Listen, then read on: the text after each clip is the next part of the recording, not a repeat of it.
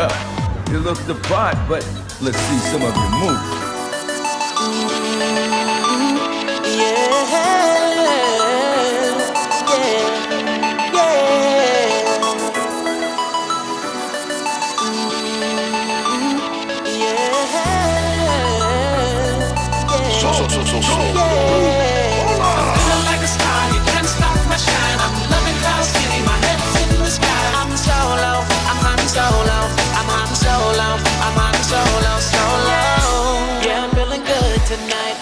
Feeling free and it feels so right. Oh, time to do the things I like. Gonna see a princess, everything's alright. Oh, no job but an answer to. Ain't a fixture in the palace zoo. No, and since the carbonites off me, I'm living life now that I'm free. Yeah, time to get myself together. Now I got myself together. Now I made it through the weather. Better days are gonna get better. I'm so happy. The carbonite is gone. I'm moving on. I'm so happy that it's over now. The pain is gone. I'm putting on my shades to cover up my eyes. I'm jumping in my ride. I'm heading. I almost hit end stream like an idiot. Is your first day on the job? I know, right? Let me fix. Why is our? Ah, there we go. I don't know. This is our Road to Celebration episode, or as we call it, John. You hear me? John's nervous breakdown. Yep, I can hear you. God, no kidding. I can't hear Ken. Uh-oh. He's What was the that? most professional of all of us. What happened? What did I break? There, we hear you. There we hear Okay. you.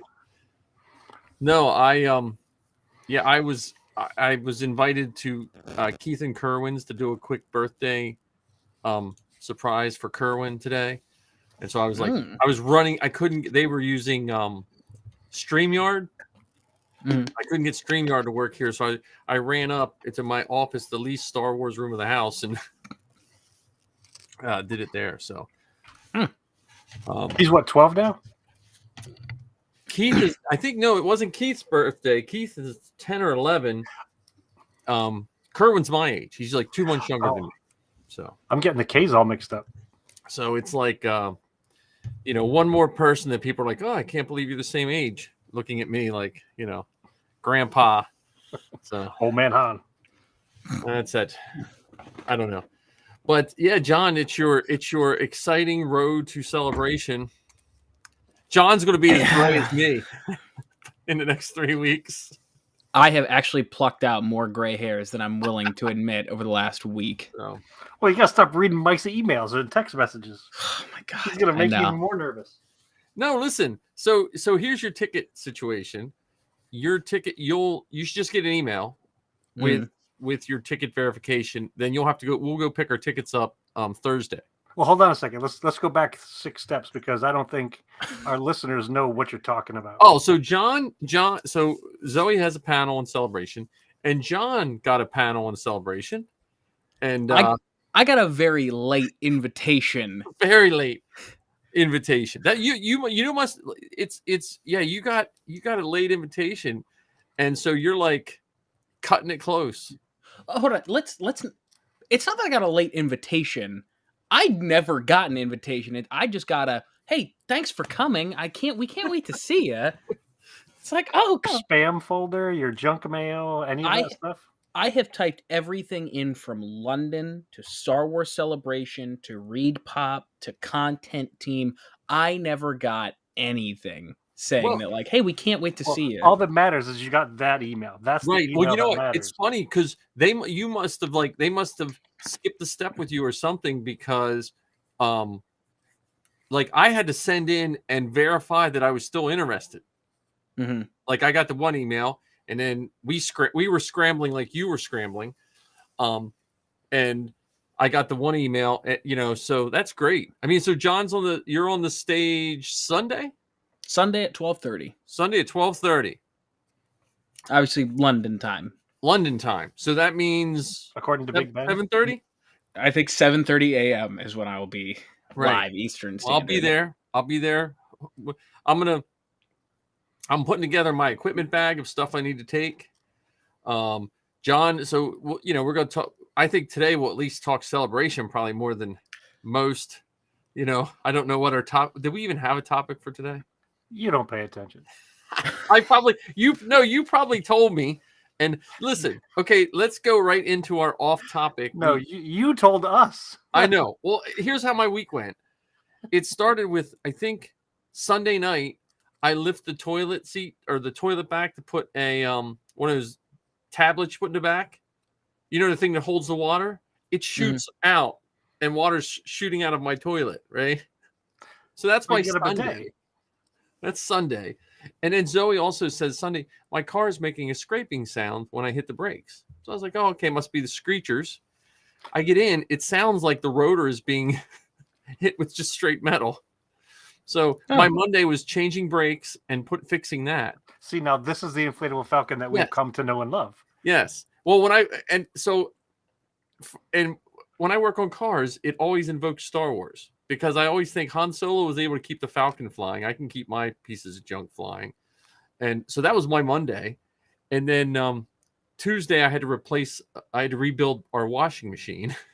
And so like today, I'm just like, I don't really have anything to do. And then, I was running around doing the other. So it was just a weird week. So what topic did I say we were going to talk about? This is Mandalorian March. Oh, yeah. Okay. Well, okay. We were going to talk about the Mandalorian mercs. Yes. Oh, yes. Mandalorian mercs. Yes. I'm sorry.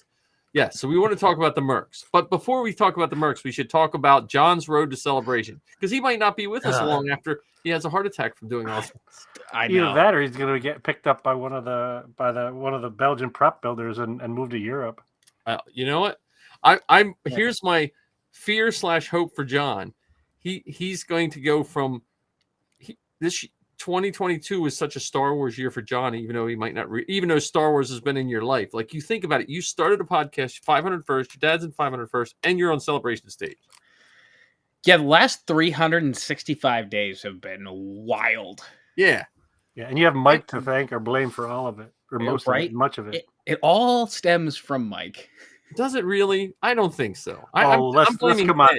Take some responsibility here. Come on, you literally just commented on my Facebook page saying that I was too modest. Well, I know. Listen. I try to teach Zoe this. You have to promote. If you're backing up what you're doing, it's not bragging. So promote, my man, promote. Okay, you're backing it up anyway. So you have the trip to a couple random thoughts about this. This is my worries for John. 7.5 hours without your e-cigarette. Oh my God! Trust me, I was booking my flight yesterday. So you might want to think maybe this would be your first attempt at trying to quit. Yeah. Well, okay. I don't. If the Sky Marshal goes to close it because you did something in the bathroom, I'm just going to tell them to throw you out of the plane. Well, so I was going to book my tickets yesterday. Yeah. Or no, this is Monday. Yeah. And I saw on the list of like rejected items, I saw e-cigarettes, and I'm like, oh my God, am I gonna have to go this entire trip totally sober? I'm gonna die. And then I was talking to my friend, and she was like, "You just can't have it in your checked bag." I'm like, don't they sell them in Europe? I'm sure they do. However, being on a flight for 8 hours is going to be rough. So I'm going to invest. I'm going to either go back to chewing tobacco, which I don't care if it grosses out the person next to me. I'll get nicotine patches, or I'll get gum. Yeah, I was going to say get some gum or something. I don't want to accidentally think your chew bottle was my iced tea one time. That's true. However, I do think we are on the same flight. I do. I was looking at it. I do think we were on the same flight. And the other thing is, so Zoe registered all our tickets in a group. Mm-hmm. So we'll figure that out because we have that fourth ticket. I told her just register that anyway because we're might use that for a guest. We're working on a guest right now. But no, John, you didn't put us in the same group. I'm sorry, what? No. You can come, Ken. I invited you, Ken. I told you I had an extra. I told you I had an extra ticket. No, you didn't. Where did I did not get that message. On Thursday. And I think I have an extra floor, Ken. I think I have extra floor. Yeah, I didn't see that message anywhere in that mix. I told you I put No, in I for an think he extra said it on the ticket. show. I think he said it live. He couldn't have said maybe now he said it live, but I didn't. No, but I think he said it before. I thought he said it either in our pre-show or after-show talk one time. I don't know. Anyway, so I was worried about that with the e-cigarette there for you, John. Hold And, on. I've got receipts. It was March 9th at 7:49. Dumb question, but do I need to respond to the email they sent me and tell them I just need one ticket? In parentheses, unless Ken wants to join. See, I didn't see that mix. I stand corrected. Not too late, Ken, because I think he submitted for 2 tickets. I did indeed. Yeah, you realize Heather's probably watching right now, and she would kill me if I told her I could buy tickets to Europe. Say surprise. Yeah, I'm not going on that family vacation to Chicago this year. Hey, airfare is pretty cheap, all things considered. But yeah, and you have like, so I started looking at all the podcasts on the stage, and what's nice is they have 2 HoloNet stages this time. So there's a half hour between each show, where before your time was, I think it was staggered weird. So you basically had to, okay, we gotta go because the next one's coming in, you know. So, and the dad batch is on Friday at the end of the day. The schedule for the HoloNet is all up. So anyone listening, yeah, you have to go to I forget what it's called, explore the show, and then there's a little matrix. Click on HoloNet and then search, and it'll show you the whole schedule. Show panels and screenings? No, not panels. You have to click on. There's a big search engine and click on HoloNet. Arc 77 said he might go to Celebration. Yeah, no, that's cool. Now, yeah, I'm curious. I'm just curious to see what a European celebration looks like. It's probably a lot like an American celebration. Just I'm just curious what celebration's going to look like. Yeah, well, John, you're gonna hate and thank us both, because I feel once you go, man, it's a tough one. My head's going to explode the next 3 weeks. Yeah. So now we absolutely have to cancel the episode because I can't fly the Falcon by myself. Wait, or if we could get it to work on a phone. See, I got to figure out this. I got to figure out. So streaming wise, I'll just stream live from my phone. That's what I did for Zoe's last time. That's just the easiest. That's the other thing, John. You have to check on your internet provider. I mean, your phone provider, and switch to an international plan. Like, I forget how much it is per day. But so the nice thing about Verizon is I actually because of the plan that I'm on, I get every month I get a credit for 1 day international. Oh, nice. So that's good. So I get 2 gigabytes a day at the highest speed. Okay. And then the rest is 3G, but I've got 13 credits. Nice. 13 days. So I won't end up having to pay anything, thankfully. Well, that's the other thing. We'll have Thursday and Friday to play around with all the settings. Like, I'm bringing a couple juice packs. I'm going to bring a camera to SD card record, probably. And I'll bring at least 1 Zoom recorder. So we can plug the Zoom recorder into the panel and get a clean audio recording of each of our shows. So I just get some SD cards and mini SD cards, and we'll figure out. I'm not taking a computer or anything like that. No, because you got to pack 2 helmets. What'd you say? You got to pack 2 helmets. Yeah, well, I got to pack. Yeah, well, Safi's carrying all hers. Whatchamacallit's pretty easy. Fennec is pretty easy. She can practically put all the soft goods in a helmet, so Fennec is relatively easy. And then Sabine, Ahsoka is what Zoe will carry, and then I'm probably going to put Sabine in my carry-on. Because I just as a father, I know when Zoe gets there and sees all these Sabines, she's going to want Sabine. So then we're gonna hang out with Jonah and a couple other the people that are, and Judah. And well, no, Jonah's not going. I don't think this year. John, be prepared to write down a lot of names. So when you're with your phone, you're going to be writing down these names in the little like notepad, Google pages or whatever. You're going to meet like 753 people on the first day alone because Mike's going to introduce you to all these folks. Well, or I'll be terrible and forget to introduce you, depending on how me and Zoe are running. But I'll say, hey, this is John, and I'll just forget who they are. But no, well, the other thing is I'm going to try to sit in on some more of the podcast stage panels too. You know, because there's some like Full of Sith is going to be there. So I like to see Holly. What's that happiness? I found the Beskar bucket panel information. I know, right? See? Oh, that's exciting. I tell sorry. you, I remember when Zoe got her first panel, man. I was just like, I had never been to Celebration. My first celebration was going to Zoe's panel in Orlando, and it was magic.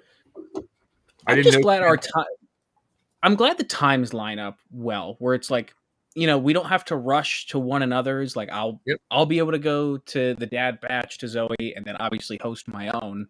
Yep. And you know, vice versa. Yeah. Yeah, the dad batch, I'm glad theirs is on Friday. I think John froze. Oh, there he goes. There we go. I don't know what the last thing you heard was. You were just saying how they're all spread out. Mm-hmm. It's nice that it's Friday, Saturday, Sunday because like the only ones that I really obviously want to go to are the dad batch and Zoe's panel, and obviously my own. But it's nice that they're on separate days. Well, and again, like when we got Steele for Anaheim, we ran into Steele probably 3 or 4 hours before her panel and said, hey, do you want to do her panel again? You know what I mean? Like we were just like, what the hell? You know? Right. And Anthony's gonna be there, so you get to meet Anthony in person. Our one of our top 5 forces behind Star Wars people. So, and you know, and Ken, I want to hear about this ponytail that I heard on your podcast. Yeah, so there was a time when I had long blonde hair. Really? Yeah. Hold on. First off, I think I missed an episode of the Rambling Star Wars Fan. The newest one. Yeah, the newest one. I did an episode with my friend Clem from Sydney. I want to say it was a hard one to listen to in a good way. Like a lot of times I'm driving and you know you can kind of catch the gist. I found myself rewinding it a couple times because I was in that driving mode, you know. Yeah, I mean Clem's a political science guru, and so it was probably the most academic episode that we've ever recorded. He was talking about political theorists and psychologists and all connected to the stuff that we see on the screen for Andor. Well, and I think Andor and George Lucas's original Star Wars, if you listen to your podcast, and then it made me think, I was like, I think George either on purpose, but either by on purpose or by mistake, thought about everything a lot, but wrote very little. You know, like he wrote what you needed to know, but I felt like he had a bigger picture. And I felt like Andor was the same way. Like Andor felt like there was even more. Even though Andor was super thick and heavy, there was even more there. Oh, yeah, and I think that's one of the beautiful things about Star Wars is there's so much room for more, either philosophically speaking, historically speaking, or even just story-wise. These characters can go to other places, do other things. There are things happening in the galaxy right now that we don't know about, and we could do a story about them. And like I always think back of like Princess Leia's hair in New Hope was rumored to be inspired by the freedom fighters, the women from South America. You know what I mean? Like that, because, you know, if you had to look into the hairstyle, you probably looked into a little bit of what they did. You betcha. Even some of George's earlier works where they were much, much smaller in scale, they brought in history and things along those lines, which George was really thoughtful, and I think that many of the makers today are as thoughtful, if not maybe more so, because they have to take into account technologies that weren't available to George when he first made them. Well, and look at the Mandalorian today. Like that was right out of late 1940s, early 50s space race with the Americans trying to assimilate the Nazi scientists that they needed. You know. Well, and even the space battle that you saw, that was I thought it was a throwback to some of the ways that they used to do them in movies before. Oh yeah. The when he flew straight up, pulled his engines down. Yeah. Oh, that was so good. Without getting to move us into our Mandalorian episode, from John's adventures to hang on. I need some off topic time real quick. Oh, well, listen. See, just you've just stepped onto the inflatable Falcon. Everything's off topic. Of course. So we are all collectors of some variety. And I think I finally found my holy grail non-Star Wars collection piece. What is it? I have finally found the Philip J. Fry Funko there you go. Pop. Nice. So where did you find that? Well, okay. So we have a store here. It's I think I've talked about it before, but it's called The Exchange. Yeah. Buy, sell, trade, music, movies, comics, all that jazz. And they've had it for months, because I go once a week with a friend of mine. It's just kind of part of our Wednesday ritual. And they've had it for 3, 4, 5 months now. And they had it for $75, which I always thought was steep. And so last week I had asked them, like, hey, do you guys ever come down on these prices at all? They're like, yeah, we try and reprice things here and there. And then once we left, I looked it up. I'm like, that's way too much for this. So I went back in today and I asked the manager, I'm like, look, Funko even says it's worth $55. Here are completed listings on eBay in great condition going for $55 or less. Like, what can you do? And she was like, all right, well, let me take a look. So she strokes a few keys on her keyboard and she's like, how does $45 sound? I'm like, sold. I've got $15 in-store credit to use as well. I will take this for $30. So I'm very happy. Leaving money on the table. Right. So I have been looking for the Futurama, because I don't remember when they actually made these, but it's been a while. John's next pilgrimage is the Funko store in LA. Oh my god. I have already told myself, make the custom ones. I've already told myself that I'm not buying any trinkets. I'm going to limit myself to a t-shirt because I need to feed myself. Well, I'm just limited to what I can carry home, because we don't have any checked bags. Ours are all, I don't either. Ours are all carry on, and I don't feel like paying for another bag. Yeah, like I said, I'm I think you guys are missing out. Huh? I think you guys are setting yourself up for disappointment. I didn't buy anything at the last celebration. I was there for networking and meeting people. Yeah, but my point is, when was the last time, or when's the next time that you're going to go to London for a 2023 celebration? Never.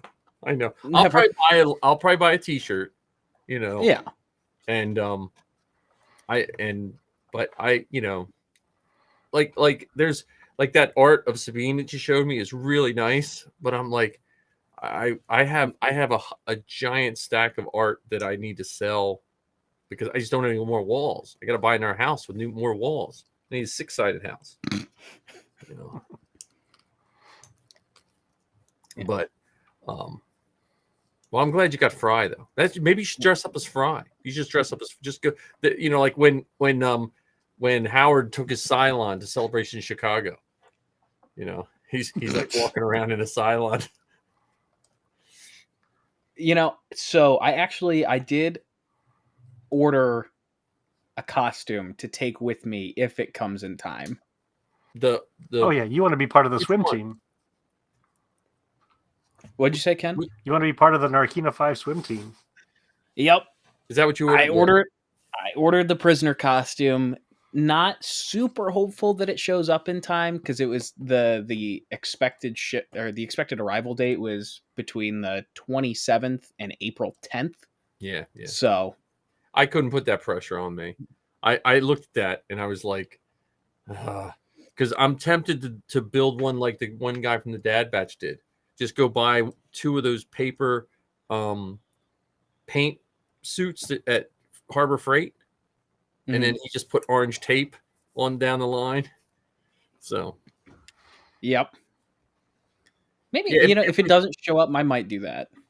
Yeah, I mean, I got to get Ahsoka done. That's my Friday. That's like weighing on me. But the weather has not been.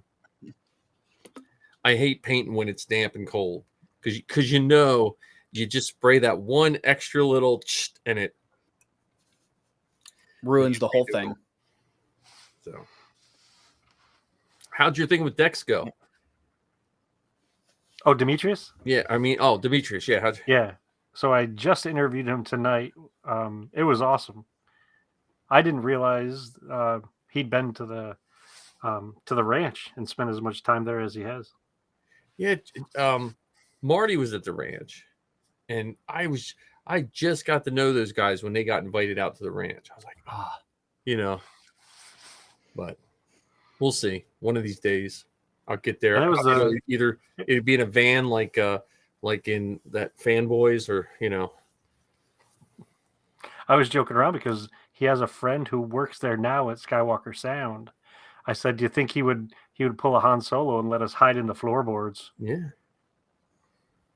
Skywalker Sound. Well, I'm telling you, I still look just like you were saying last week, or maybe you were saying on your podcast that you applied for one of those. I still look at those jobs. I'm like, there's going to be one of these ones that hits. I wish when Zoe would have applied for the one at the Skywalker Sound, she would have talked to me before she did her second interview, because she mainly didn't get it because she didn't know some of the terminologies of the wires and the cords. She didn't get the internship. I was like, oh man, I could have really helped you out. I might not know how they work, but I know what they're called. Yeah, the thingamabob and the doohickey don't necessarily get you technical jobs these days. Yeah. But yeah, no, I mean, watching The Mandalorian today, and now I remember we were talking about the Mando Mercs, especially when they had. I love the previously on, but I wish they would stop doing that. I skip it every time now. Yeah, because it's reminding, like, what's happening. Like now it's almost like become a game in my brain. Okay, they're showing me this. Why? And but I knew something was up when Bo didn't take her helmet off, though, because every other time in that show, she took her helmet off as soon as she could. Mm-hmm. So I'm just going to come out and say it. I was very underwhelmed with really The Mandalorian today. I loved the beginning and the end. However, the main meat and potatoes of this episode, I was just like, all right, I like the world building. But after last week's episode, I like the meat and potatoes part because of two things. I like the High Republic shout out to when they showed the top of the mountain on Coruscant. I like that. And I liked it because I'm not 100% sure why they're building it. What they built. I know they're world building. I don't know which world they built now, which I'm happy that I don't know. Right. Like, I'm confused who's working for who, but we did hear that Gideon got loose. More than likely. And the female character was working with Gideon. Yeah. But I don't understand did she just make sure there's no cloning available because they already know what they want to do? And they didn't want it in the hands of the Republic? Or did she want him to show what he had to gather, and now she's going to go get it from another starship? No, I thought she got it. Well, no, but she had to turn it over to those guys. Yeah, we don't know if those guys are also in on it. Yeah, that's true. I had the, Saw Gerrera going off in my head again. Lies every day, more lies. Like, so, but I understand what you're saying, John, in the sense that it started out so fast paced, and then it came like it almost would have been better if they would have started with all the world building and put all the Mando stuff at the end. Yeah. I feel like after last week's episode, they left you with such a cliffhanger, and then they didn't touch on it at all. No, they did. Call John. Well, are you one of those filler guys? No, no. It's because it's not that it. Fake fan. I wish that it would have been, like you said, in a different order. Yeah. Like I wish they would have done all the Mando stuff either first or last, instead of breaking it up. Because like the whole episode, I was sitting there like, well, what now? I don't care what's going on with Dr. Pershing. I need to know what's happening with Mando. But so I feel like that's kind of why I got into that mindset of like, oh, I'm just kind of underwhelmed because I feel like they, like you said, it just came to a grinding halt. Yeah. So. But they I think most people were wrong about the armor in Bo-Katan. Because there was people pitting like the armorer was going to be the new bad guy, or Bo-Katan was going to be the new bad guy, or somehow there was going to be a conflict and stuff. And I have a feeling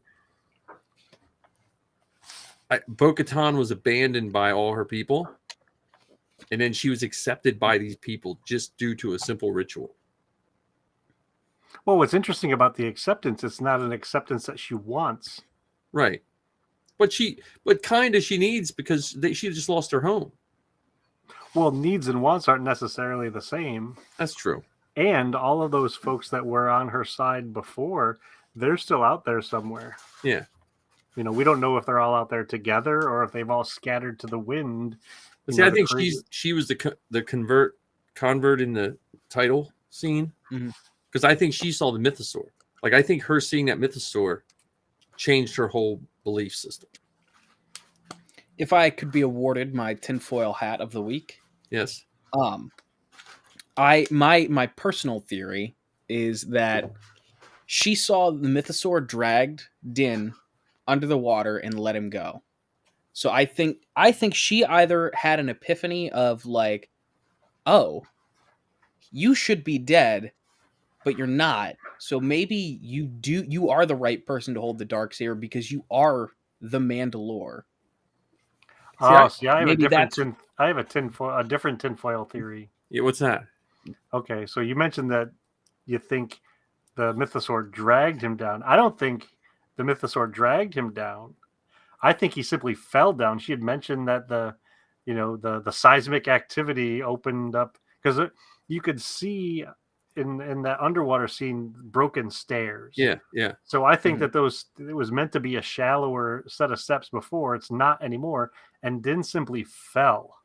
Yeah, I was going to say that was my cardboard hat theory was, when you're walking down steps and you think you're on the last one, but there's or you don't, and you take that extra. That's what he did. He was just like, and then he tried to catch himself and not look like a fool in front of his Mando friend, and he just went right down. And when she was asking him if he saw the mythosaur, this may be her opportunity to be the one to ride the mythosaur to herald in the new age of the Mandalore. So even though she doesn't have the Darksaber, she may ride the mythosaur, and because there's different pieces to the legend, different pieces to the story, and because right now she doesn't have it because she hasn't won it in battle, maybe this taming of the mythosaur and riding this mythosaur could be the way that she gains favor again. Yeah. Which brings us to the Mando Mercs. And so I'm thinking, I wish there was like a Mando Mercs armor party like this past weekend after last week's episode. Because I can only imagine, like, basically the show emulated what the Mercs do. If that makes sense. Well, that first scene in the first episode, there was like 40 mercs on screen at one time. That's the most Mandalorians we've seen. I think, other than maybe the episode where Bo-Katan raised the, or no, was it Sabine that held the dark saber and all the Mandos kneeled in front of her? Right, but they were all animated. What I'm saying is, what was neat about that first episode was it was all custom Mandos. Like, you literally, like, if you look on some of the boards, some people think they just got the Mandalorian mercs to stand in, you know, and it's just neat to see, because, which brings us to the Mando mercs. Like, we're all in costuming groups, and the 501st is pretty rigid on what costumes you can do. The Mando mercs are just as rigid, but you can customize them. You know, like, I know you can't mix certain helmets with certain whatever, you know. You can't, mix linens with cotton, or I don't know what the... You don't want to mix colors and whites in the laundry. Yeah, colors and whites when you wash your armor. But the Mando mercs have just been that creative outlet for the costume people. And I think they're getting their day in the sun right now. And the costumes are just getting... The Mando mercs costumes I see across all the... all social media, their costumes are just getting better every day. Like, have you seen Justin Sonnenfeld's custom Mando? Not recently, no. It's really nice. It's just unique. It's just a, you know, and it looks comfortable to wear. It up until the Mandalorian, a lot of the Mando merc stuff didn't look very comfortable to wear, because you either had a butt strap or a crotch thing, or, you know, now with the Mando you can actually make something that looks like you could actually wear it. And sit down. I mean, some of them are, you know, you can sit down without having to adjust your cod piece and all that kind of stuff. Yeah. You don't need to carry a jetpack if you don't want to. And the Mando mercs aren't that old. No. When did they start? They've only been around since probably 2006. Okay. Because I joined in 2007, and the few times we ran into them back then, it was not the Mando mercs of today. In fact, when they first came into existence, they were actually called the Mandalorian Mercenaries. You know, they were started, the whole group was founded by a gentleman named Todd Hutchins. And just recently, when I say recently, when the Mandalorian became, you know, really popular, Walt Disney actually went to the Mandalorian mercs and said that you can't use the word Mandalorian anymore. So now on their patches and on their other merchandise, it says Mando mercs now. Ah, that's funny. Well, I mean, Disney's always been decent to the costuming groups if the costuming groups are decent back. You know what I mean? Yeah. Like so, because I remember when they went to the 501st, they're like, "Can you please try to remove as many firearms as you can from your patches, like your logos for your shirts and stuff like that." And most garrisons, you know. And then they had early on, like when this was before Disney bought it. Early on, there was some 501st patches that had Confederate flags, and they were like, "Yeah, could you remove the Confederate flags, please?" You know, in the 2000s, they were still asking people to do that. But overall, I think Disney has always been pretty decent to the groups. And it's nice because, just like you always say, Ken, and I think you said it in your last podcast, how there's so many different types of Star Wars now, that lends itself to the different groups. Like, if you want to really go into your Mando merch stuff, you have the Book of Boba Fett to a small point, but you have the Mandalorian with all the different costumes and ideas. Or you could go into the video games with some of the MMO games that are available, those massive, you know, multiplayer online kind of games. Yeah. And with 3D printing and everything, now there are, you know, there are dozens of types of helmets that people make, or dozens of gauntlets that folks will have. I've seen ones where they have a slot that you can put an iPhone in. They have a magnet where you could do the little glowy LED shield like you saw Bo-Katan use. I mean, they've really come a long way in what they're able to do. Well, and to lead into our 3D printer, to go on our off topic. So, Ken, you're going to jump into 3D printing world. Yeah, at right? some point soon, yes. So, me and John will give you advice, but here's my question for you. As a 3D printer person, besides the couple first test prints, what's the first thing you want to print? I'm probably going to print a helmet. Okay. Now, my second question is, are you going to learn the software right away, or are you going to just rely on other people's files? The first thing I print will be just someone's file, but then I want to get into understanding the software, because there are things I would like to modify and manipulate from files that I've seen. Yeah, well, I've been playing with Blender, and there's a lot of tutorials out there, so that's pretty cool. But there is a lot of files. Like I've looked at, I was like, oh, I should make this helmet, and then there's like 50 people making the helmet. I'm like, okay, I could spend a week for me making one that almost looks as good, or I can pay $10 for a file that someone made, you know. Yeah. And I'd probably end up subscribing to some of those like the Galactic Armory and some Galactic of those Armory. places. And I like 3 Demon. I don't know if you ever looked on them. Not yet. 3 Demons all license free. Like, you can't sell the file, but you can print, cast, mold, whatever you want. So, 3 Demon is another one. Though I think like casting and molding is fun, and I enjoy that as much as 3D printing. I've gotten out of that a little more just because of the price. Since COVID, the cost of making molds is ridiculous for, unless you have a market to bang out 20 helmets and sell them at a decent price. A mold is not 100% viable right at the moment. And that's one of the things I've never fully understood, where if you have the material, it costs X number of dollars, but when folks do the work, it could cost 12X number of dollars. Well, 3D printing, when I'd spend 7 years when I got into 3D printing, maybe 6 years, I don't know. They had this formula that you were supposed to charge people if you printed them a helmet or printed them anything, and the price was ridiculous. Because it was like, well, it takes this many hours. And so a helmet, if you printed someone a helmet, you're supposed to charge them like $175. Now back when I first started printing, filament was close to $50 a spool. So you were a little more, like I still have some friends that print, and they act like if you put a raft or supports down, you're just throwing money away. You're not throwing money away if it prints the first time, and so when you get into it, and there's so many methods of making it nice and smooth anymore that if you run it, I run them slow, which I would recommend, Ken, when you start running on the fine setting. It takes longer, but then you don't have to sand out a million print lines. It's just, you're going to do it one way or the other.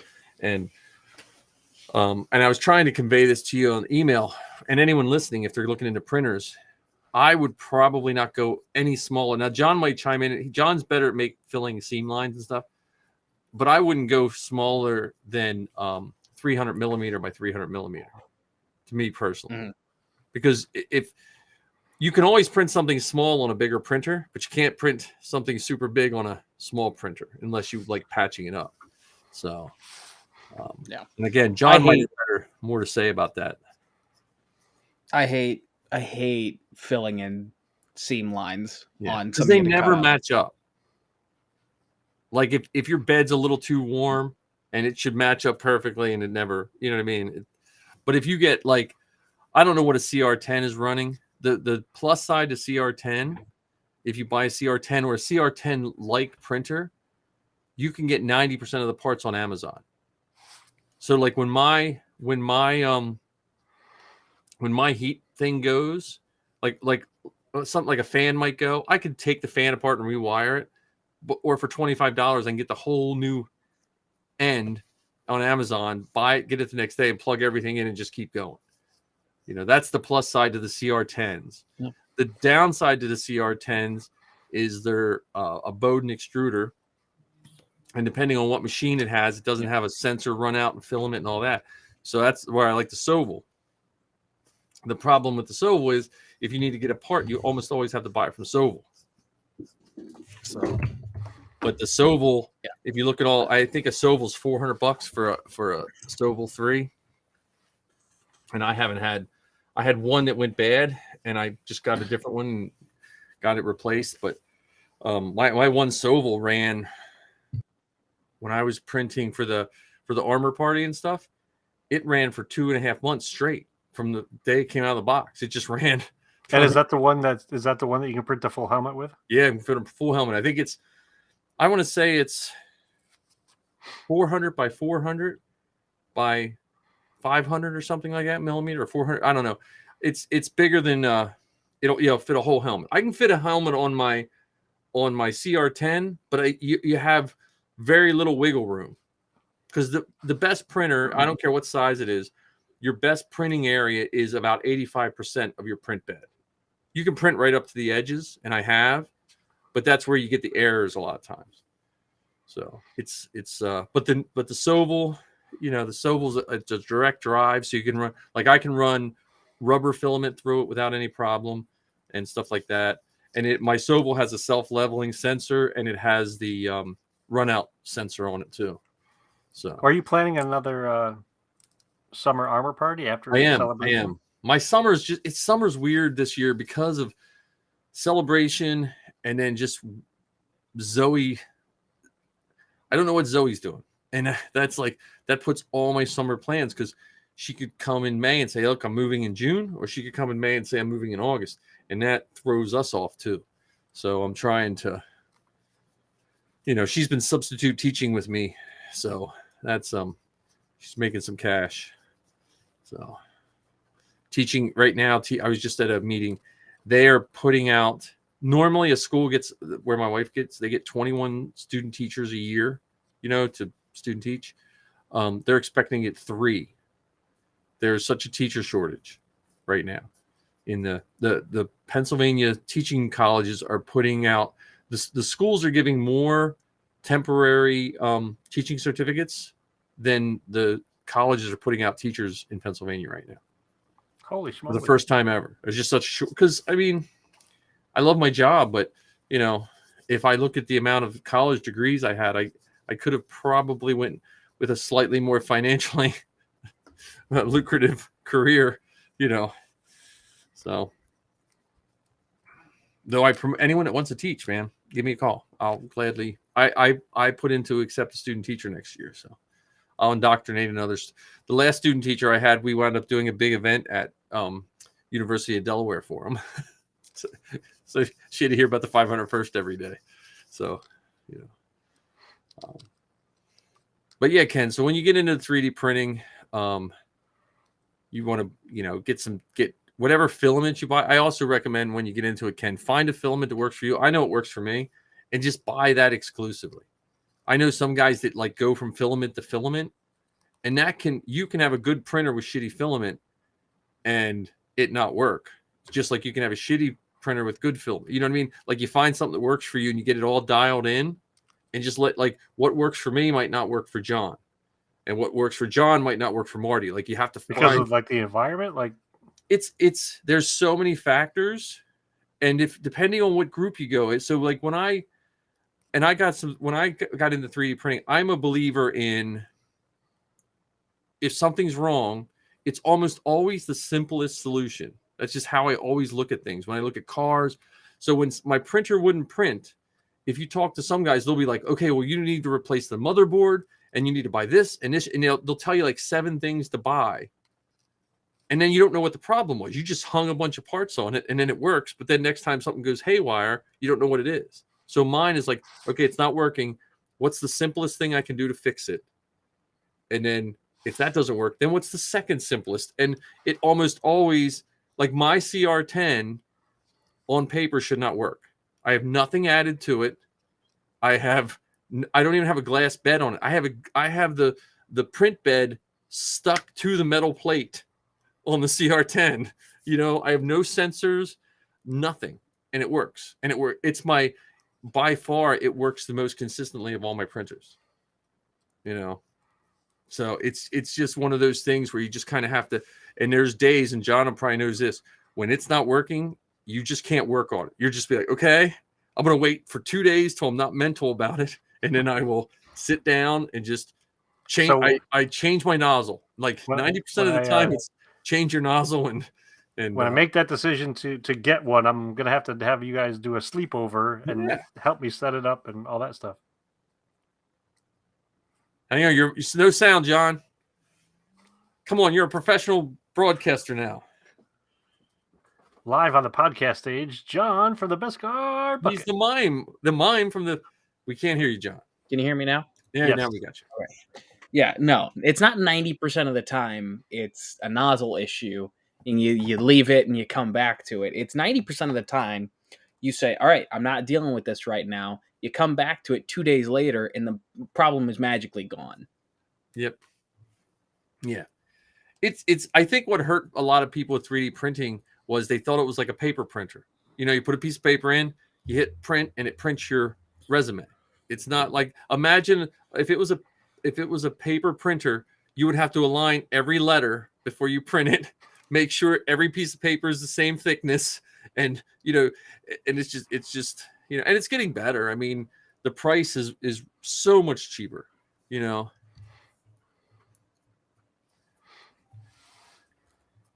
Off topic, but what days are y'all flying out? I am for celebration. Yeah. I thought maybe you were saying we're flying out talking about 3D printers. I thought he was just sticking with the Falcon theme. That's what I thought.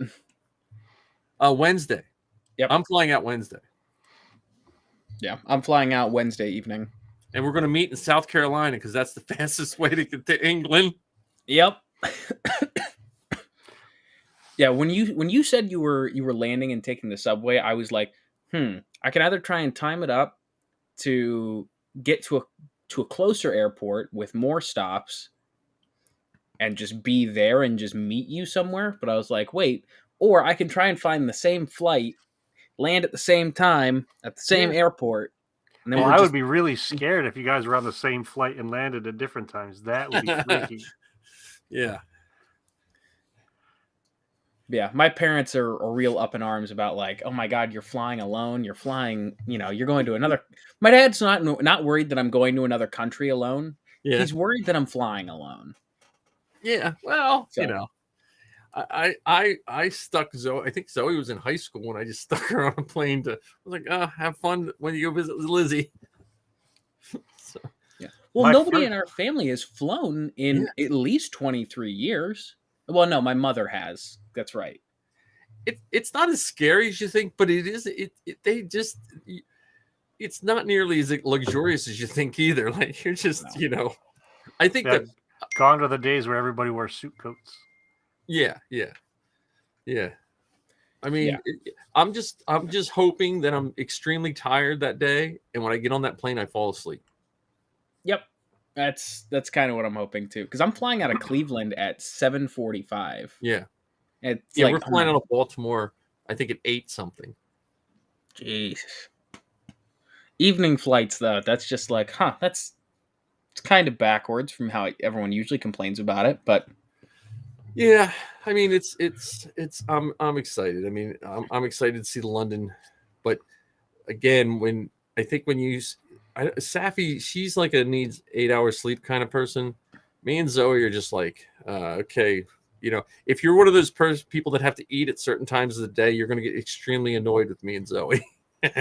No, I'm so this is a little bit back, but my parents are also they were like, oh, what all are you going to see? And I told them like, I'm going to see the inside of the Excel London Convention Center and the airports that I'm in. Nah, Well, my guesstimate is that you're going to spend time staying up late at night, getting caught up in the flood of people, and you're going to get pictures of random places that you never anticipated.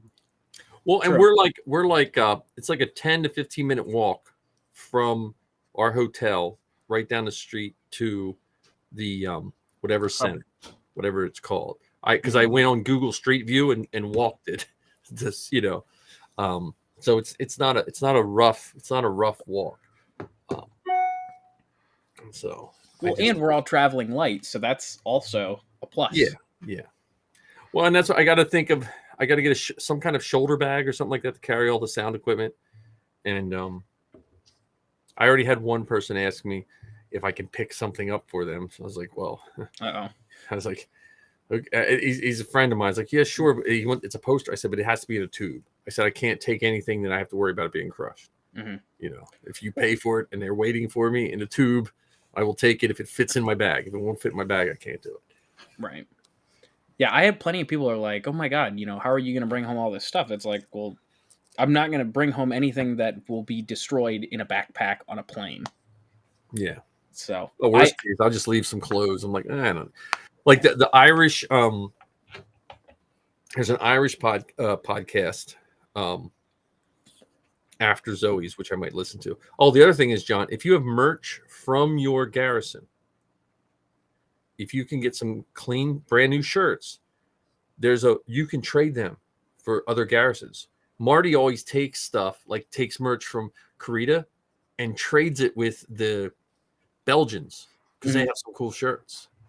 So, yeah, I'm waiting on. I've got 15 coins because we did an Apollo base / Ohio Garrison cross coin. Yeah, where we took the Apollo base logo and made it the Ohio Garrison and vice versa. Yeah, I have 15 of them coming. So I posted it last night on Facebook. I'm just waiting at the mailbox now. Any merch, like any stuff you have though, if your garrison has, like, talk to your merch officer and say, hey, do you have any extra shirts that they just, it's a lot of times it just, because then you can trade them for some. Because I know like some of those garrisons, it's hard to get their merch. Mm-hmm. Like the Irish garrison, it's very hard to get their merch. They're very selective with getting their merch out. So I'm in these the patch and coin trading groups, which they'll have a big meet. Oh, dude, that's it's dangerous. You have to look up. Oh man, there was a guy from Maryland. Oh man, I forget his name now. He had a picture of himself with all his coins. He filled his bathtub. In the bathtub. Yep, I've seen it. Yeah, because I've trooped with him a lot. He got out. He sold all his coins by weight. He sold all those coins to someone by weight. Jesus. I know what coins cost. I'm like, to fill a bathtub, you might as well just fill it with $100 bills. Right. Yeah, I mean, between $4 and $10 a coin, depending on what it is. Because I ordered some of the Never Stop Fighting merch. Oh, okay. Because I really wanted the Leia and the Vader coin that they have, the breast cancer awareness ones. Okay. Yeah. Well, Michael Bender does a coin every once in a while too, a cancer research one. Really? Yeah, I have some of Michael Bender's coins. But yeah, when you go, they'll have a coin. You should find them when the coin meetup is at Celebration too. So that's the other thing you were asking about tickets. So for the podcast stage and stuff, every time we've gotten them, you go there and they'll have a queue where you just go in and you tell them your name, they look you up, and they'll give you your badges for your thing. Because last year for Anaheim, I could only get the badges individual days, so I bought all my badges, and then I went and got mine anyway at the thing just because I wanted the badge. Now, aren't they media badges? Or they will be either. I don't know if they'll be media or they'll be. Let me see. Hang on. Let me look. Ken, I'm sorry. I know I feel bad because last week I played the world's smallest violin about Mike complaining about Celebration, and now I don't know if they'll be media or exhibitor. It'll be media or exhibitor.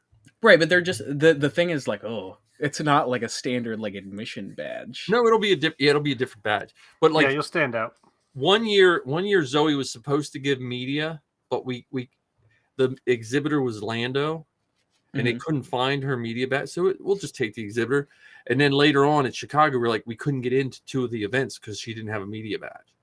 I was like, oh no. So I don't know. I'm if everything works out, which I still am a ball of stress at the moment, I am super excited because this is we've talked about it. Well, what if Disney just takes over the putting on the celebration. Yeah.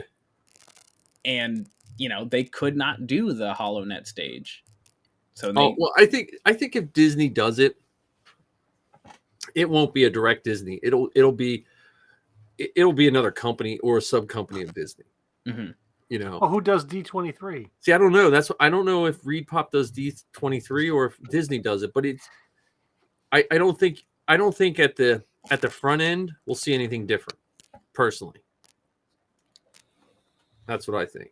Matt Martin's going now, so I get to hang with Matt. There you go. Is Jordan going? Jordan is not. Ugh. Because they cut the stage down, and Jordan had some projects that were going to limit him, so he couldn't commit. He couldn't commit far out, like when they were putting it together, because he has some. I think he has some Marvel stuff in the works or something like that. Gotcha. Yeah, this is a once in a lifetime opportunity for me. It's like, finally get to leave the country for the first time, and go to Celebration, and be on the podcast stage. Yeah, that's what I'm saying. You hit a home run. You hit a home run the first year. I know but it's making me. He hit a home run the first time at bat. Yeah. That's the first time that you. He didn't even tell us he was going up the bat. No, I think. He joked around about it, saying, "Oh, I submitted for." Well, yeah, because when everyone else, because the Dad Batch posted about it, you guys posted about it, I was like, oh, well, guess I didn't get picked. And then 2 months later, it's like, can't wait to see you. Make sure your time looks good. I'm like, great, thanks. I would have started this whole process, 2 months really, ago. all you got to worry about your passport. I think you have plenty of time for that. So I talked to the Buffalo passport agency. Yeah. I submitted all of my paperwork on Monday at our local passport agency, not like the post office, not like any of the like regional ones. And so they were like, just keep your appointment on Monday. If you don't hear anything, if a check doesn't clear, if you don't get any updates about it, call us on the 23rd, because they do urgent travel within 14 days of your expected trip. So they're like, call and you might be able to get an appointment to get in to to get your passport like super expedited. So I think it could be okay. I think so too, because literally, so you told me you guys got yours within 2 weeks. Yep. I have a family friend who didn't get his expedited or overnighted, got his in 3 weeks, 2 months ago. Yeah. And then my mother got hers not last year, but the year before. And she got hers in 2 weeks in the middle of COVID, no less. Yeah, I think they have those long extended dates just to make sure people, to cover their own butt if something does go wrong. But I think you'll be fine. Right. I'm just excited for you. I mean, I wish we would have recorded your thoughts on going to this year's celebration like a year ago. Like if we would have had a prediction show, if we would have had a prediction show right when I got back from Anaheim, none of us were going to Celebration, right? Yeah, no, we talked about it. We were like, it's not going to work out. Like, it's too much. How many times have you told us you weren't going, Mike? I know. Right. I had no plans, and even when I got that notice, I was like, I can't take off work. And then I looked, and this is the longest spring break we have had in 21 years of me working in Cecil County Public Schools. We've always just had Thursday and Friday off for spring break. This year we have half day Wednesday, Thursday, Friday, Saturday, Sunday, Monday, Tuesday, Wednesday off. Jesus, Murphy. See, it's these moments that I hope the two of you are able to pause and reflect on how all of these forces aligned to make this happen. Yeah. I know I sound overly cliche when I say that forces work in mysterious ways. These things that you're talking about, I think, are fantastic examples of that. And it hasn't even happened yet. So while you're there, it's going to be even more momentous, more incredible. And I encourage you to either, take a bajillion pictures, write down 1,000 notes, do whatever you can to capture it, because it'll be the only time that you'll be able to experience that 2023 celebration in London together. All these firsts, you know. Well, and you know what I'm looking forward to? I think more than anything in London, at Fish and least, chips. I think at Anaheim, a lot of people, like, they went to the Disney thing. You know, they had the Disney nights. They did a bunch of stuff, and it seemed like it kind of like watered down a little bit. Some of the like at Chicago, I felt like it was more concentrated than it was at Orlando or Anaheim, if that makes any sense. Because there was nothing to do in Chicago other than be in the rooms. So, Yeah, that was the other part where like my parents were like, oh, you need to go sightseeing. It's like, no. well, you What? might get to. I mean, you know, My plan right now is to be engrossed in Star Wars. Like, I mean, if we end up doing anything on Thursday, if we're not all totally jet lagged from flying across the pond, I'm getting my badge Thursday. That's my only thing I want to do. yeah, that's like everything that I want to do is Star Wars centric. I don't care about seeing Big Ben or Parliament or anything like that. Because my dad's like, "Oh, you need to go see Big Ben." It's like, no, I don't care. If I were going to London just like as like a vacation, absolutely, I'm all for sightseeing. However, this is Star Wars Celebration. This is my first celebration. I think you're going to be surprised. Wait a minute, Arc is going. So Arc's going Wednesday to Wednesday. So we might run into Arc. Now, are you flying back on Tuesday? Yeah, like noon, I want to say, or something. I don't know. I actually don't remember when I'm flying back now that I say it. Yeah, I got to, that's what I got to do is I got to pay for long-term parking too. Apparently I'm flying out at 9:35 in the morning. Yeah. That sucks. Well, let me see. Yeah, but what's nice is it's over Monday. Like, then you don't have to really rush out up a Monday. Which I did not realize that. It was Monday. I thought it was Thursday to Sunday. I was shocked when I saw that it was Friday to Monday. Yeah, I'm going at 12:35. Do you guys happen to see Heather's note? No, where? I mean, where? We might have an extra She's ticket. in the chat. Wait a minute, what chat? Where's my chat? Here, wait a minute. Oh yeah. Yeah, well, hey, I have an extra ticket. So unless one guest comes through, but I know John has an extra ticket too. So I got an extra floor, Ken. Ken, you got your passport? Nope. Oh God. Well, I'm in the same boat as John. I got a really good printer, Ken.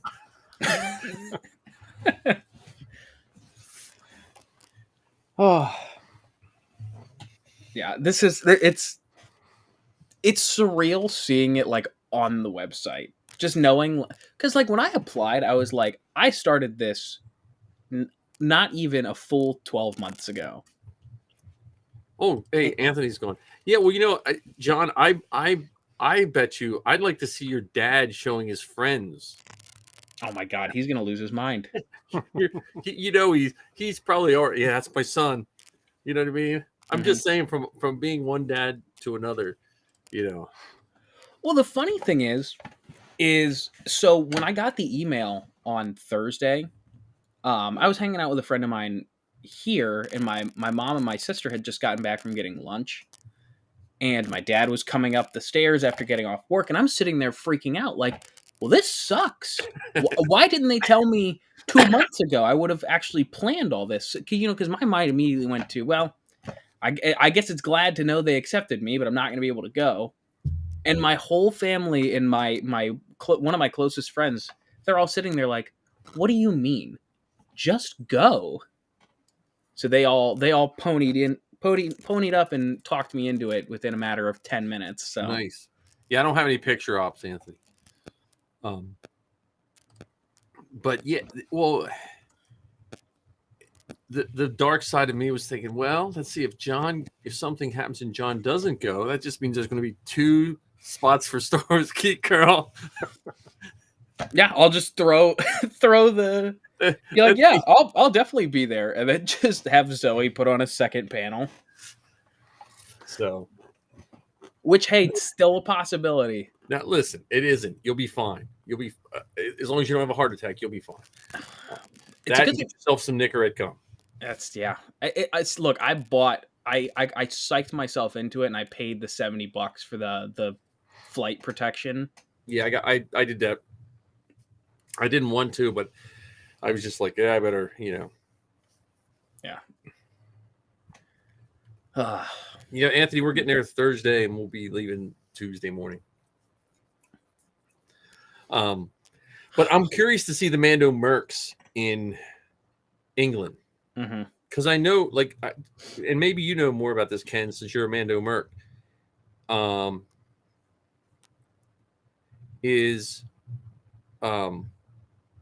Is there a bigger presence? Is the United States the biggest group of Mando Mercs?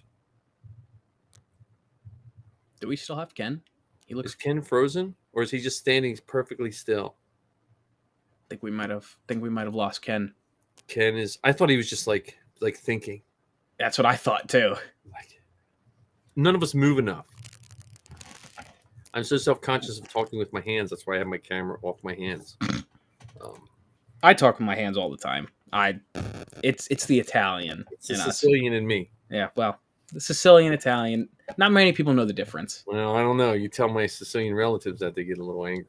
Oh my god! If my grandmother was still alive, I definitely catch the wooden spoon.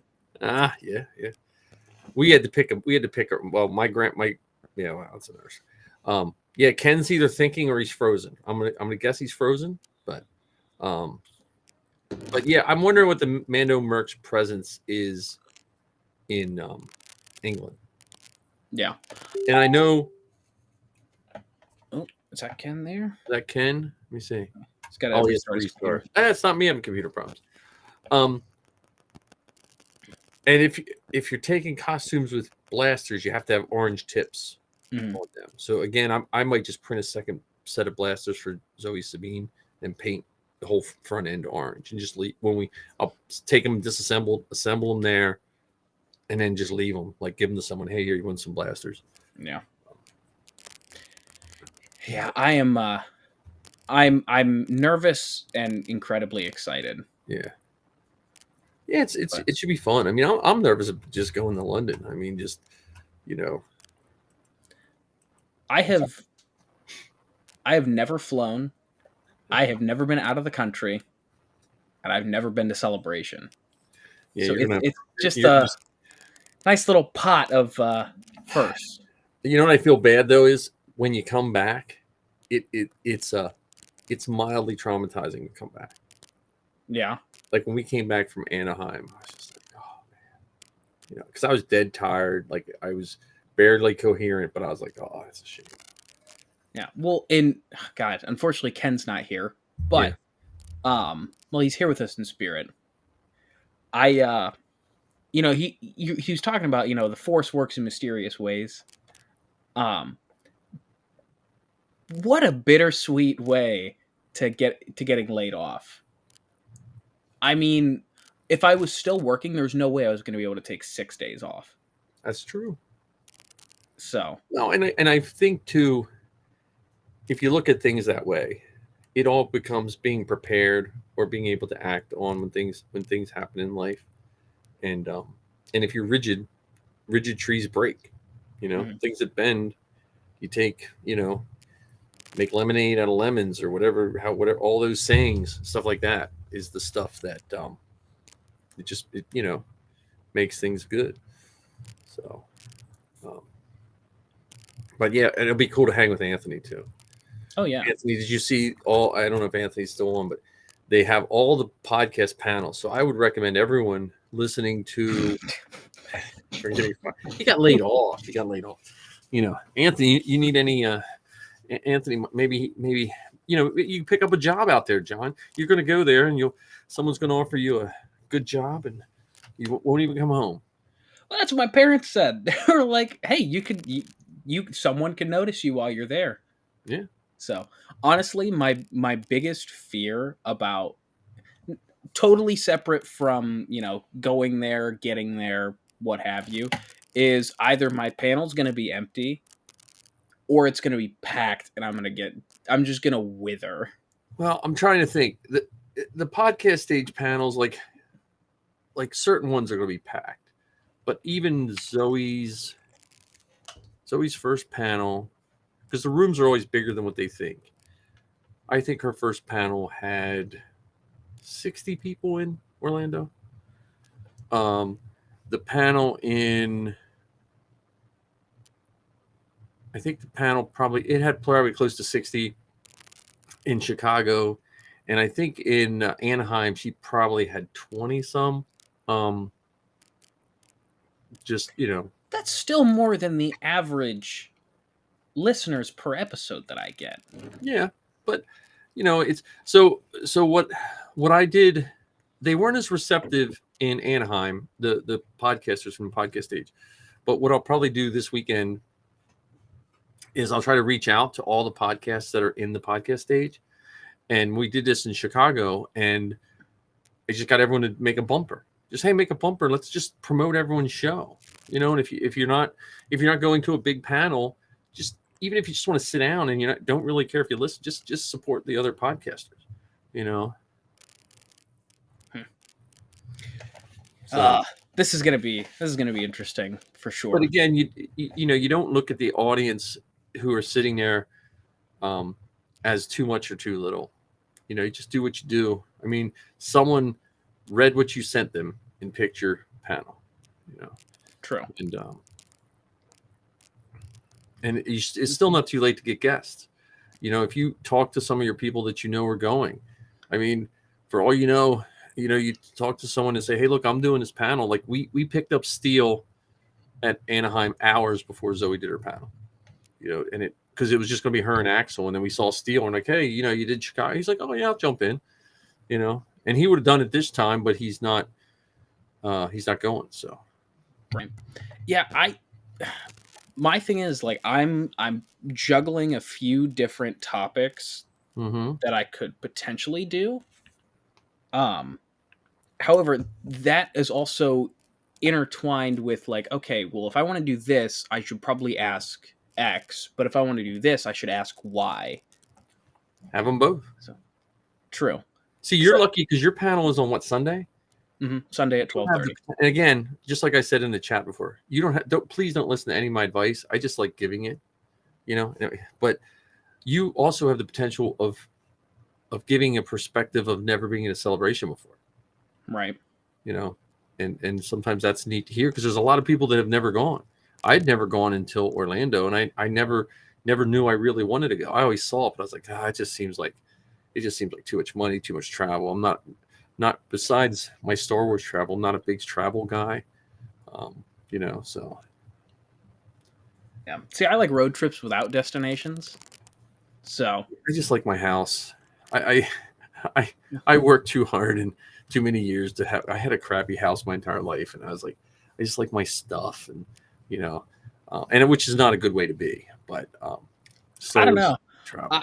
I am certainly enjoying the four walls that I'm contained in during my unemployment. So, yeah.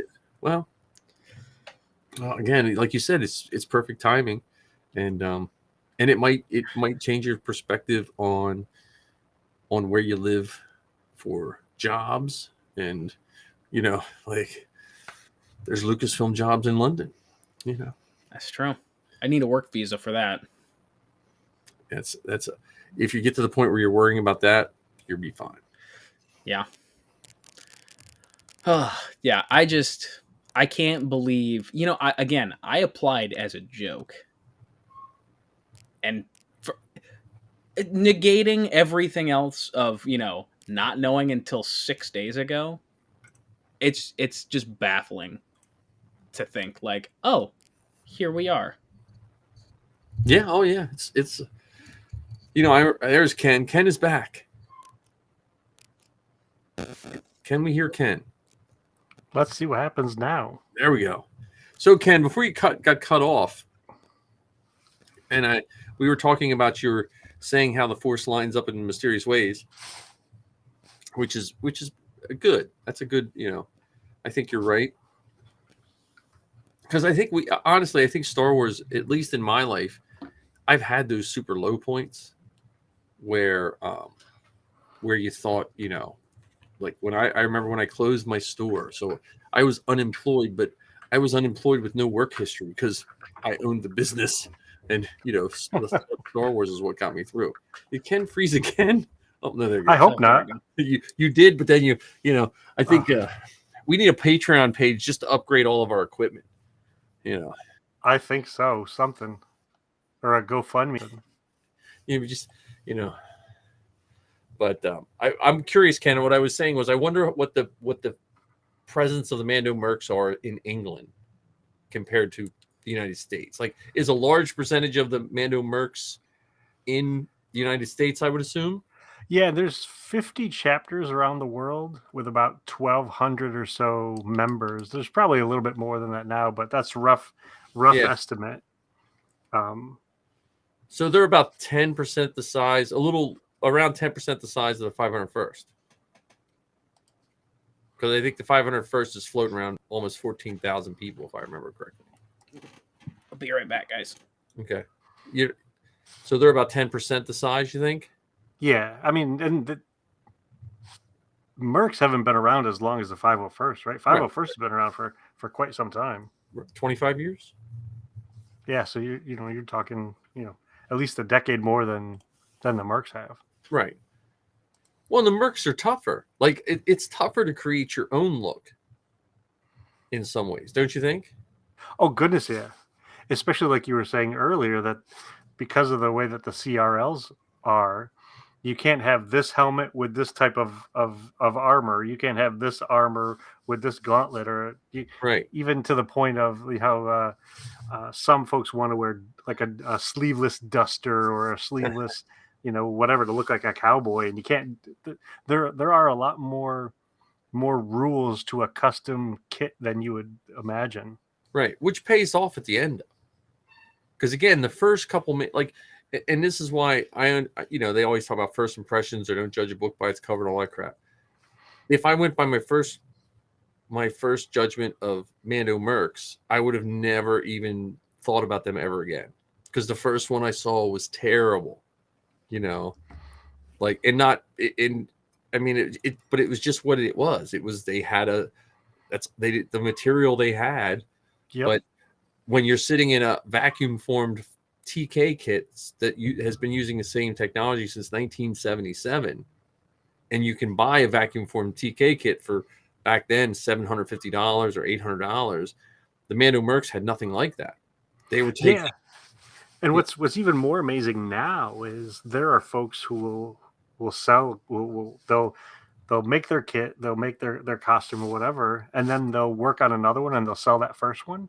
Yeah. I saw Din Djarin, I think it was season 2, and the person was selling it for $6,000.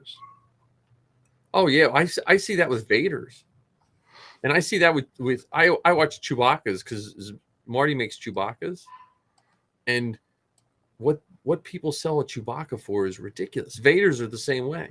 You'll see a Vader for sale for like $7,000-$8,000. I'm like, man, that's a lot of money. Yeah, it baffles me, and sometimes I think that the capitalism of it all has gotten a little bit extreme. Well, I think the high end sales like that, in some ways, play on a certain type of people. They either play on the people who have a lot of money and would rather just, because some people would look, I want a really cool Vader. I just want to put it on. Yeah. And so to them, $7,000 is well worth it to them. But there also is a group of people that don't know any better. Yeah, that's true too. And that's what, I don't mind if you sell it to someone who flat out knows, look, I could build this for X amount of dollars, but I'd just rather spend this much. I don't mind that. I always worry about those people that were like you and I 10, 15 years ago before we got into it, that want to get into it and they take advantage of us before you know it. That's the people I always worry about more than anything. So, because a complete kit on certain levels it is pretty nice. Like when you see some of these guys selling complete kits, but the Mando stuff, like it's just when I saw all those Mandos on screen. Well, and what's interesting too about the Mando kits, part of the application process is you have to take the pictures, some with your helmet on, some with your helmet off. Yeah. Because historically, from what I've been told, is that people would just submit the same pictures of somebody else. Yeah. So it's the pieces are the same, but it was got approved by this person. And then on the other side of it, I've heard other weird things so there's lots of different pieces, and you can make the different pieces out of a variety of things. So let's take, the legacy chest armor, where it's the 2 chest pieces, the chest diamond, and the ab plate. So you're talking 1, 2, 3, 4, and then the collar piece. You can make that out of expanded PVC or Sintra. Yeah. You can also 3D print it and so on. Sometimes what people will do is they'll start off basic. I mean, mine is made out of 3mm Sintra that's been heat formed and painted. If I wanted to upgrade my stuff, I could, let's say I wanted to upgrade my collar piece. I've heard of people who have, sold this old collar piece to somebody else, and when they were in the process of getting that new piece approved, they got booted out of the club because by not having that collar piece, now my costume isn't in compliance. So now you're no longer. So there's some weird stuff going on with some of the costume clubs. Well, that's where the 501st isn't as picky as they look on paper. Because if you read on paper, they'll say, you have to be approved. And then if every time you change something, you have to get it reapproved. I have never seen that happen. Oh, really? Guys will get a new helmet. They're just, they're in. Like they don't, unless you like if I take my TK and change it to a Sandy, I'd have to get reapproved. But when I change my bucket from the FX to the more accurate bucket, I didn't submit new pictures. My picture is still with my FX bucket, which I'll probably get a call now. Send those pictures. So yeah, that's and the Mando Mercs, it's like the Clone Wars, when the animated Clone Wars was like the heyday. The Clone Wars was a weird thing because it really grew the Rebel Legion too, because clones fell into that. But it was the heyday of all that. And I think the Mando Mercs, especially with the Mandalorian, it's if I could lose just 20 more pounds, it's a much more wearable suit. Than even Boba Fett, and it's much more attainable. Because even Boba Fett with 3D printing, the legacy Boba Fett is still really pricey to build and get it right. Because some of the parts are kind of specialized, like the little darts that are on the boots, and even the boots are challenging to find. Yeah, the boots and the jumpsuit. I have seen guys build beautiful Boba Fett's, but they never check the color when they dyed their jumpsuit. And when they put it all on, you can't exactly voice what's wrong, but it doesn't look right. Yeah. Maybe if I squint and look at it from a different angle. In fluorescent lights, and you'll be fine. So, well, one of my sets of application pictures, they got kicked back because I had Heather take them of me, and this is not a dig at Heather by any stretch. They said that the angle of the pictures was wrong. They didn't give me any comments on the costume. It was that the angle of the pictures they needed to be straight on, and she was taking them from a more artistic angle. Okay.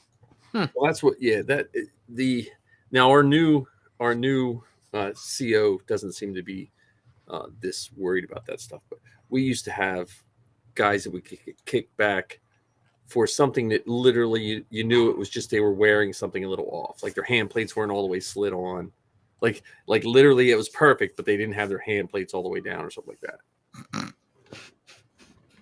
Oh, there, Heather, you're in trouble now, Ken. You're talking about your photographer now. I like I said, I didn't think it was a function of her photography. We didn't know any better. Well, but besides Ken making fun of your photography, all of us costumers appreciate anyone that takes pictures. Because I don't know how it is with the Mercs, but we've had a shortage lately trooping of people to take pictures. Like it used to be when we would troop, you would have 5 or 6 people there with cameras taking wonderful pictures. And then again, with what happened with our garrison with blah, blah, blah, then you'd have like one person there that could take pictures. And, you know, I always missed that because I used to love, like we would come back from Steel City and there would be so many pictures you couldn't even get through them all because so many people took pictures. See, And what I now wish you're would like, happen is I wish that there would be a pooling of the resources. So, you know, let's say you go to one of these troops where it's 3 days and you have, you know, a bunch of people taking pictures on Friday, a bunch of people taking pictures on Saturday, and a bunch of people taking pictures on Sunday. Put them all in one place and let folks, because I may be in a picture that I didn't even know I was in.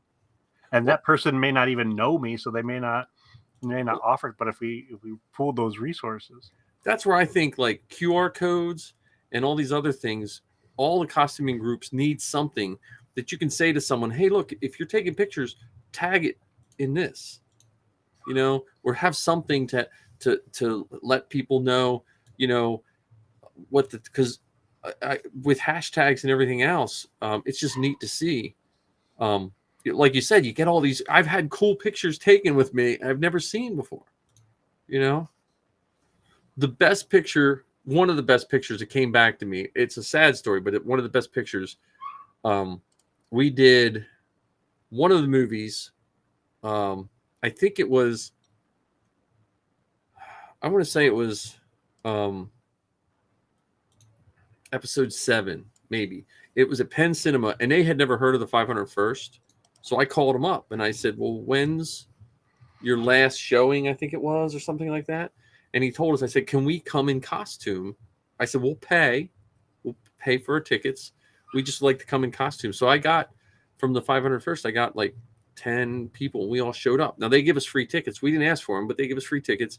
And we trooped it like we would normally troop. And I got a picture with a gentleman. And then probably like 2 years later, I got a phone call from this woman. This gentleman he had a substance abuse problem. And he passed away from substance abuse. But they opened up a charity for him to in his name to help people with substance abuse problems. Because he was like you or I. Like if you would have seen him on the street, you would have just thought, hey, you know, normal person. And one of his favorite pictures was him with his stormtrooper, and somehow they tracked it down. And it was me because I had the wrong ab buttons on. Because I had broken ab buttons, so I stuck a white ab button. So I had like the wrong. I was like, yeah, that is me. And they invited me to one of the charity events and stuff like that. And that picture, I would have never seen that picture. I would have never, you know, it was just me. I think I put my arm around him. He was holding my blaster or something like that. well, did I tell you about the? It's not as powerful as that story, but did I ever tell you about the random? It's not necessarily random, but the story on their phone. Yeah, that's tell that story. That's a good story. Like, so I saw we had gone to an event in it's an air museum down in Wildwood, and there was an artist there, and she had done these really wonderful helmet drawings on stickers that had Boba Fett's helmet with flowers and vines and everything. And so I asked if she did commissions. And so she did 2 commissions for me, one with my Kennex Gar Kabur helmet and one with the helmet that I'm working on for my next custom kit. And she made these stickers for me, and I was going to pick up the stickers, so we decided to meet at the local Home Depot. And while we're talking, there was, you know, the artist, her husband, and one of their kids with us. And so we're talking, chit-chatting, the three adults. And at one point, the little guy says, so who is this guy? And the dad pulls his phone out and says, see this picture that we took of you at the museum? That's him.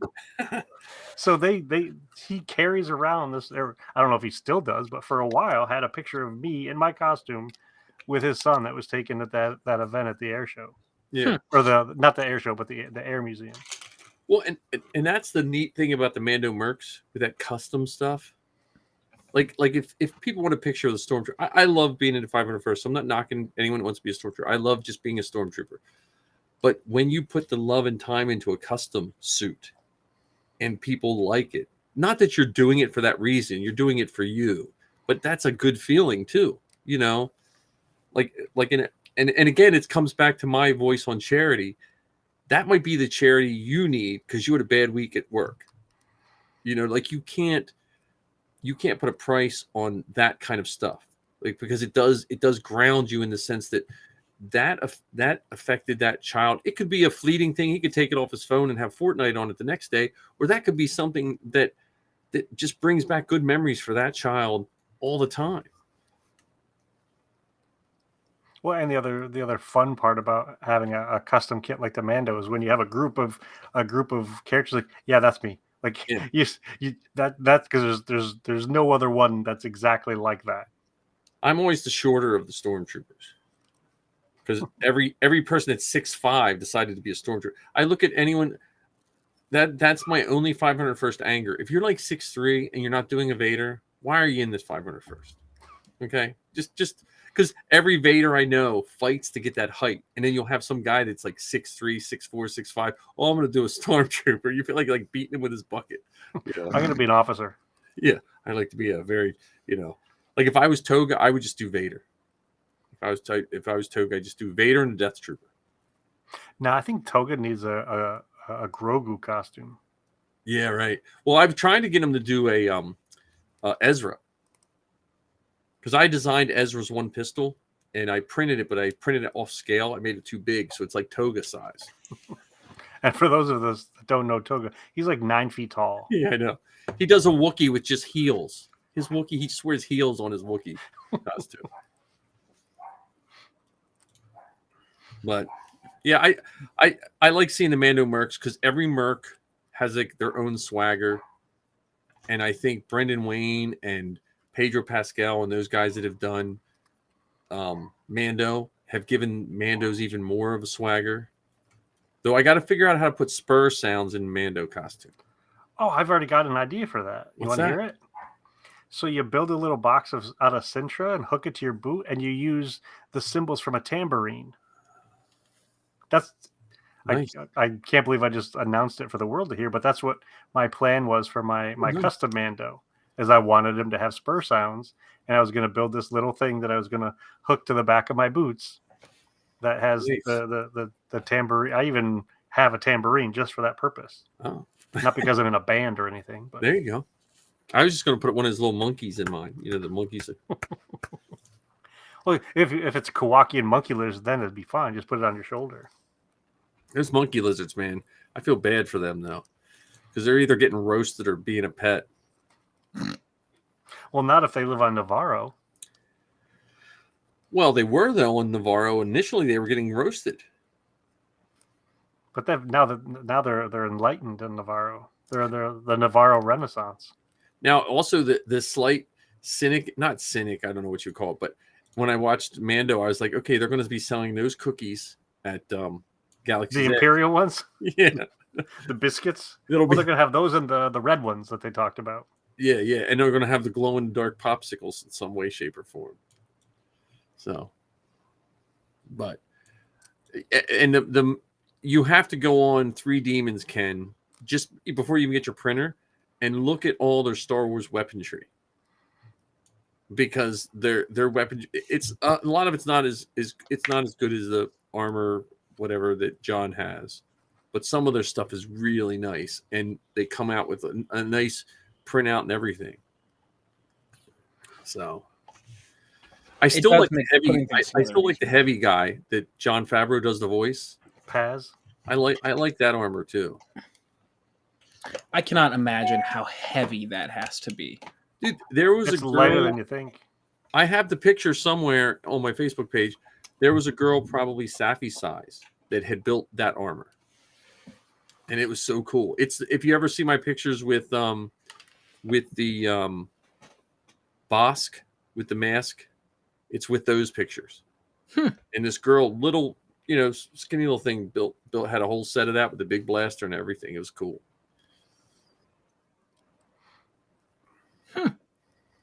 Interesting. Yeah, it's I still got to figure out how to do an echo. That's what I'd like to do. Echo? After I do the Pinto Din. Season 1 or 2? Probably season 1. I like season 1. I like their non-armored things to watch, I don't like their non-armored as a costume. I mean, Well, one of the things I think is cool about the non-armored costume is it's now broadening what's possible. So you can be 5 different Echoes. Yeah. Oh, and it shows you what's underneath, kind of too.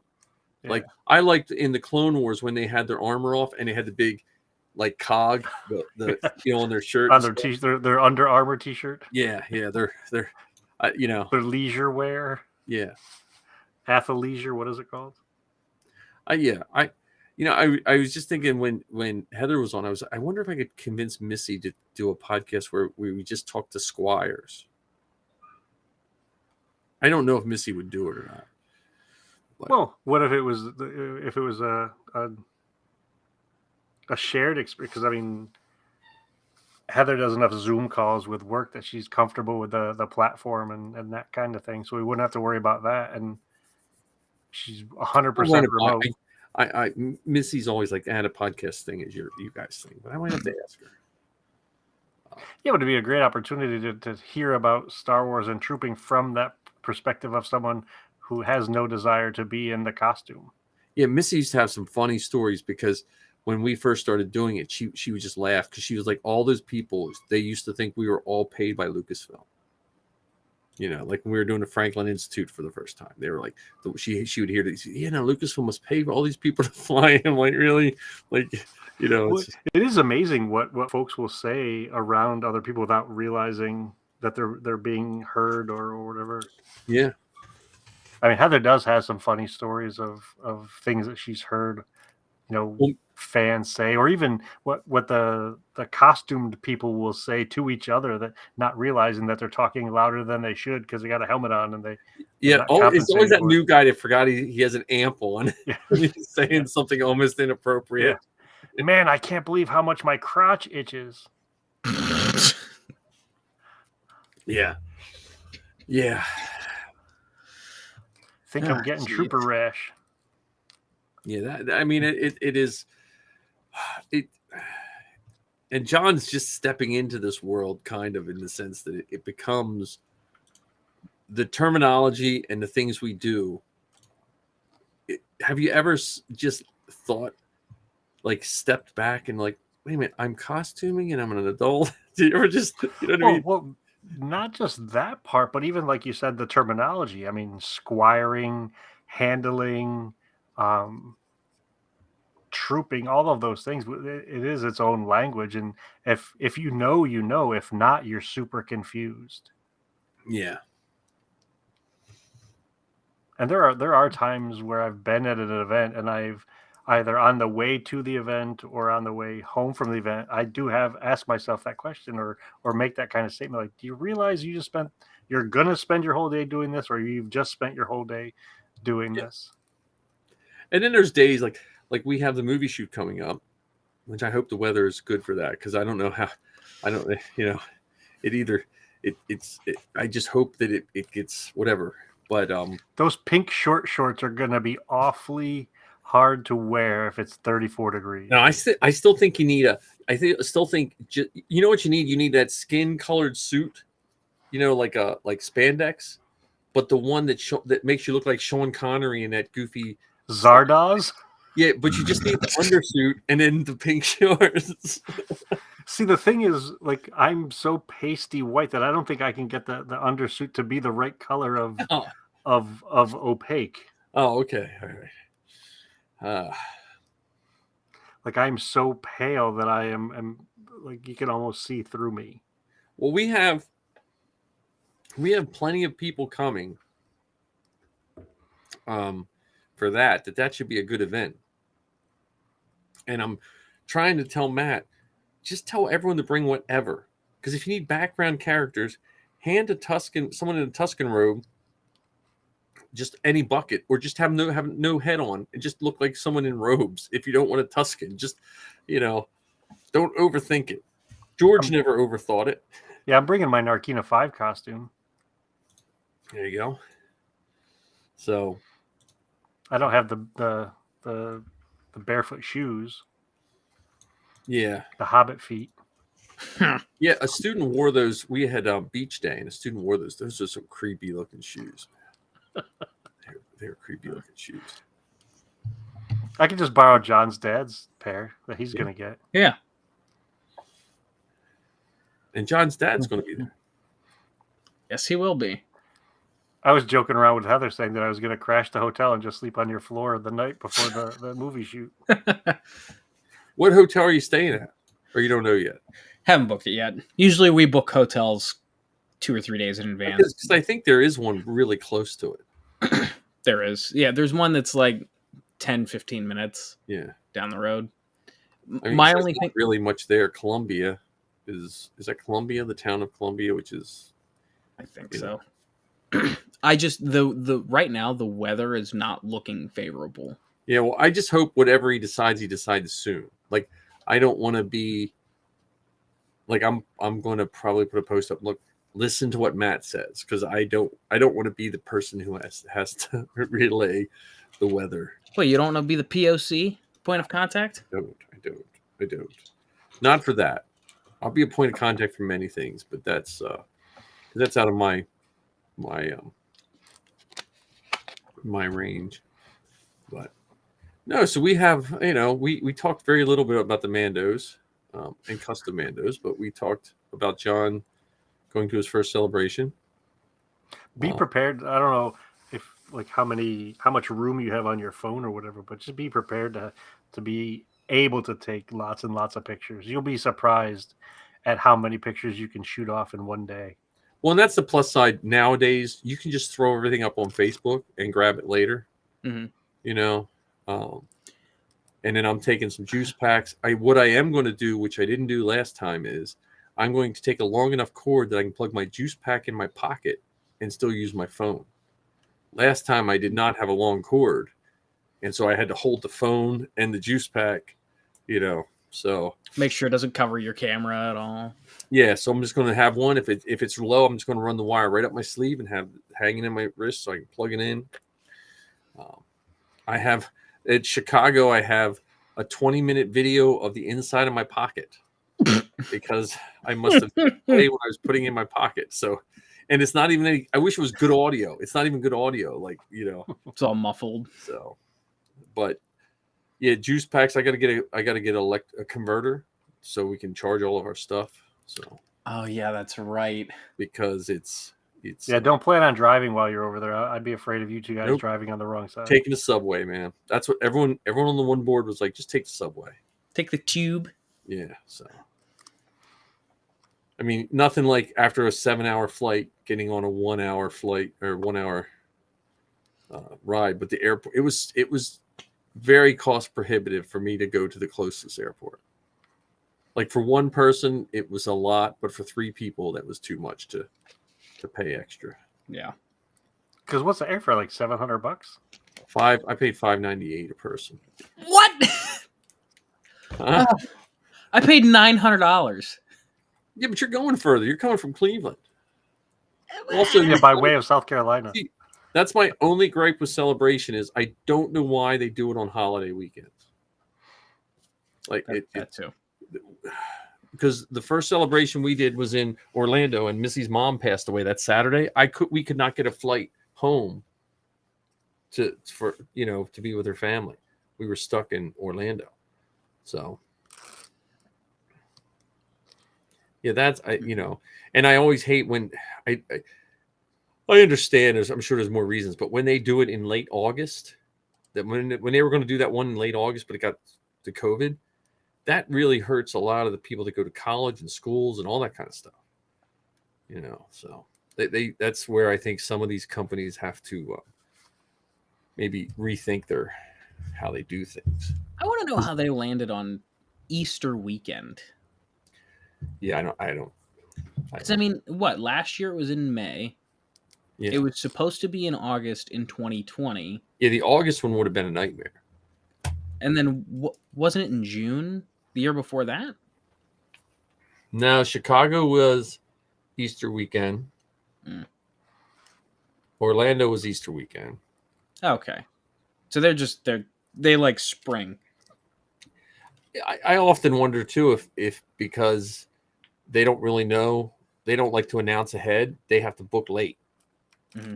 you know, so they just have to pick whatever's left. We should see if we can get one of the one of the people from Celebration to be on a show. Yeah, well, Mary Ask them that Mary those Franklin did questions. Zoe's show a couple times. She used to be in charge of Reed Pop, but now she works for Crunchyroll. Well, I mean, we could ask her those general kind of questions, like how does the date get selected? Yeah. Why do you feel the need to torment people in these ways? Why do you? Well, maybe John should apply for a Reed Pop job. No, Crunchyroll job. Or Crunchyroll. No, Reed Pop would be, because Reed Pop does all the conventions and you get to travel. Right. I sold a car to someone who worked for a convention booking company. Because I looked into Reed Pop because I was looking for summer work one time. I was like, oh, maybe I'll just go work for Reed Pop. But they didn't have anything that was just summer. Because I thought as a teacher, that'd be a fun job, you know. And then I decided I just like July not to work.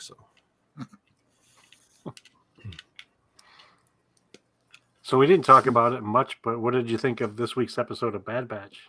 I liked it. Gorgeous. Again, it did the same thing that it did in Mando.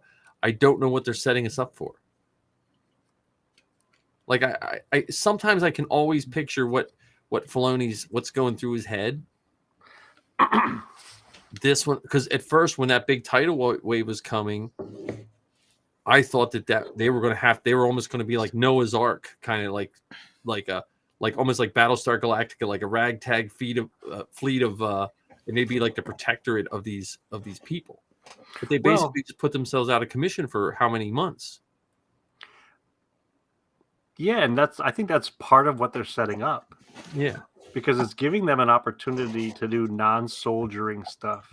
It's giving them an opportunity to have Omega be around other kids. It's giving them an opportunity to do these things without at least the way they built it so far, without the fear of the Empire showing up. Still could, but you know, where they said that we don't have a lot of resources, the Empire wouldn't necessarily have to come here. I think the other piece that they're setting up is the possibility of being betrayed by Sid. That's true, because that little, yeah. And that's where I think where even though they said the Empire wouldn't go there because they don't have a lot of resources, they could be figuring out a way of setting it up so that the Empire goes to Pabu to look for the Bad Batch. Yeah. Because right now you've got Crosshair in that cloning facility, and they're doing stuff with him. There's the possibility that they may send Crosshair or other folks to Pabu to get the rest of the Bad Batch and Omega to get Omega and to get their genetic material. And Sid may be that connection piece, that linchpin. Or do you think there's going to be a time skip between this episode and next? There might be, but I don't know. I think that they will show up on. I think the next episode will be connected to Pabu some way, shape, or form, and that's where the betrayal of Sid. And I'm surprised because I had said this early on when we were talking about not early on this episode, but early on in the season, that I wasn't really a fan of the Fee character. You know, the Wanda Sykes character. Yeah. But this episode, it flipped me 180 degrees. I'm like, this is very unexpected. Well, I think my first impression of her, I kept thinking of her as Wanda Sykes. Yes. And this one I didn't at all. I thought of her. And it wasn't anything about how they wrote her or whatever. It was my own biases, you know, towards her. She has such a unique voice. It's hard to separate, you know. Yeah, like if they had the voice of the snowman from Frozen, yeah, it would pull you into that. Yeah, I agree. Wanda Sykes is very distinct, and it's hard to see that hear that voice coming out of somebody that's not her. But I was pleasantly surprised that in this episode I'm like, wow, she's pretty cool character. I mean, the fact that she took the Bad Batch to Pabu on purpose, knowing that it was a secret place, knowing that it was special to her. Yeah. and knowing that there would be families to meet and people that trusted her and people that relied on her, and now she's bringing these coworkers to this place. I was picturing also them running into Alderanians. Because remember the Dark Horse, I don't know if you remember, the Dark Horse comic had those groups of people that were searching the meteor field of Alderaan, looking for their treasures and stuff like that. Yep. And I was picturing something like that. Well, I thought we might see a Lestat too. Oh yeah. You know, one of Zeb's, because they Wonder said how it that was would a look in place that kind of animation. What's up? Wonder how that would look in the Yeah. Oh, I think Clone Wars and Rebels are similar styles. They're not 1-to-1 matches, but they are similar. Yeah. I think it would look closer than, let's say, the Droids cartoon. Yeah, yeah. Well, the other thing is when that tidal wave was first coming, just because I know the stuff that Dave Filoni has done, I said to Zoe, "Do you think that island is like the back of a big animal?" Like at first, I pictured it. You know what I mean? It being A like giant tortoise, a Purgle type turtle, like a giant space turtle or something like that. You know. But would that be a Spurtle? Yeah, a turtle. A space turtle? But yeah, that was a good episode. It's hard having two Star Wars things though, because I feel like I'm shortchanging one or the other. You know, and the Mando episode was kind of long this time. Yeah, it was like 50 minutes. Yeah, which again could go along with what John was saying. Like since it was longer, but if you did action per action, it had less action, and it was a longer episode. You know, which was fine, but that could also just be the way it watched differently too. And they really buttered you up with, it's going to be 56 minutes long. And then you watch it and you think like, oh my God, it's going to be 50. It's almost an hour of nonstop action with Mando and Bo-Katan. But can you imagine if it was regular TV, like when constriction of time, you would have got that little bit of action, half of that story on Coruscant, and then next week you would have got another Coruscant and a little bit of action. That would have made it feel much different. Yeah. I do think it's really, really funny that they're showing more of the office setting of Star Wars. Yeah. So they had it in Andor, where Cyril was in those little cubicles. They had it in this episode of Mando. Although I also thought it was really weird that what's that group called? Like the relocated whatever, like they didn't use their names. They gave them I know, like the Imperials did.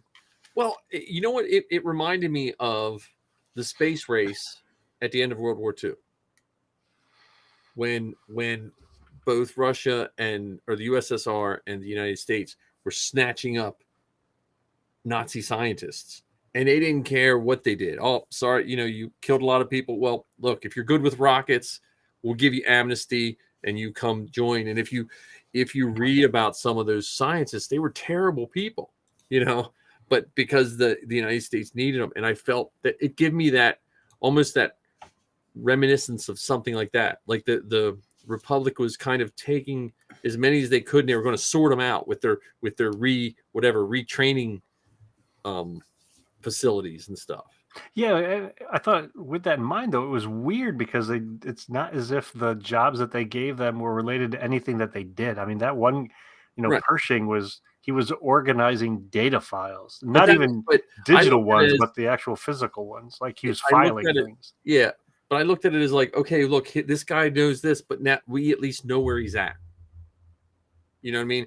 Here's your life. It's not too bad. You can be a citizen, but we know where you are 9 to 5.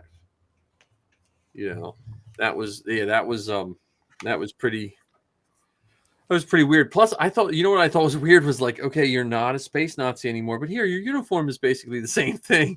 Well, and we're gonna let you all live in the same apartment complex. Yeah, there won't be any problems there. That's dumb. It's like a halfway house almost, if you think about it. Yeah.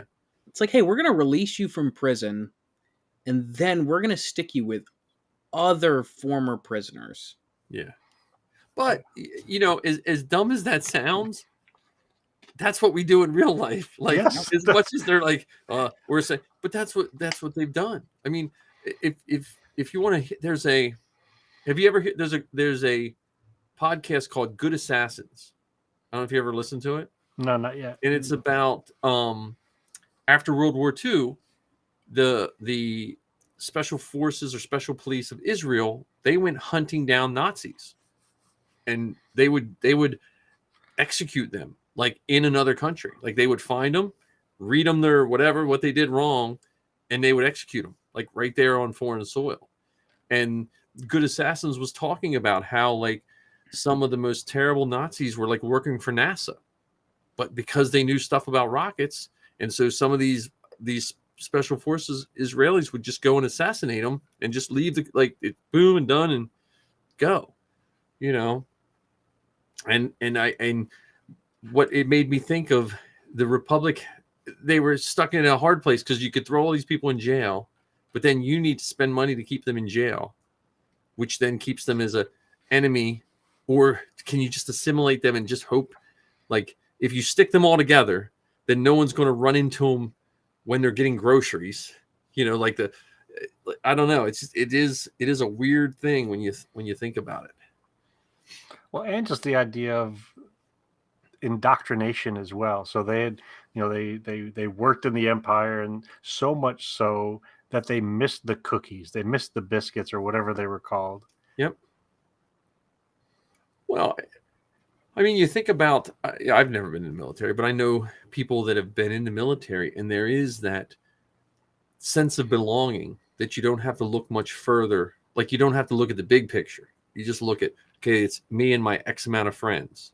Like all those people that were on those ships that were like, if you think of the size of a Star Destroyer, and if you were the guy in charge of the toilets, you didn't really care who was blowing up who. You probably never even got to look out a spaceport, but you might have been a good engineer. You know what I mean? Like, or when you look at Rogue One, and like what's his name? He was just a pilot. He was just, and then he all of a sudden wanted to help. But there were just people that were just like, hey, I need a job. We need a pilot. You can fly a ship. Yeah, and even in the real world, there are some folks who go in the military not because they necessarily want to serve. They go in for the job. They go. Right. I know several people who from high school went into the military for those reasons. Yeah. Like I don't want to go to college. I don't have, many. I don't think I have many options out here, so I'm gonna join the Army. Right. I'll get. Well, some training. that was a career path when I was in school. It was before we had all the wars we have, but there was friends of mine who went to be like tank mechanics. Commander Chris is here. So yeah, that's just the neat thing with the Empire. I mean, not the neat thing with what they're doing. They're addressing all this stuff that maybe in 1977, I don't think we really would have cared when it was on. We weren't thinking that deep. We were just like, that's some cool spaceships, and people look at, I don't think in 1977, George Lucas ever pictured someone watching and rewatching a movie in their house. No, I think he had that idea in mind. Maybe not to the place where we are now. Right. I mean, I think he knew we'd have home movies and stuff like that. But I think even to the point of,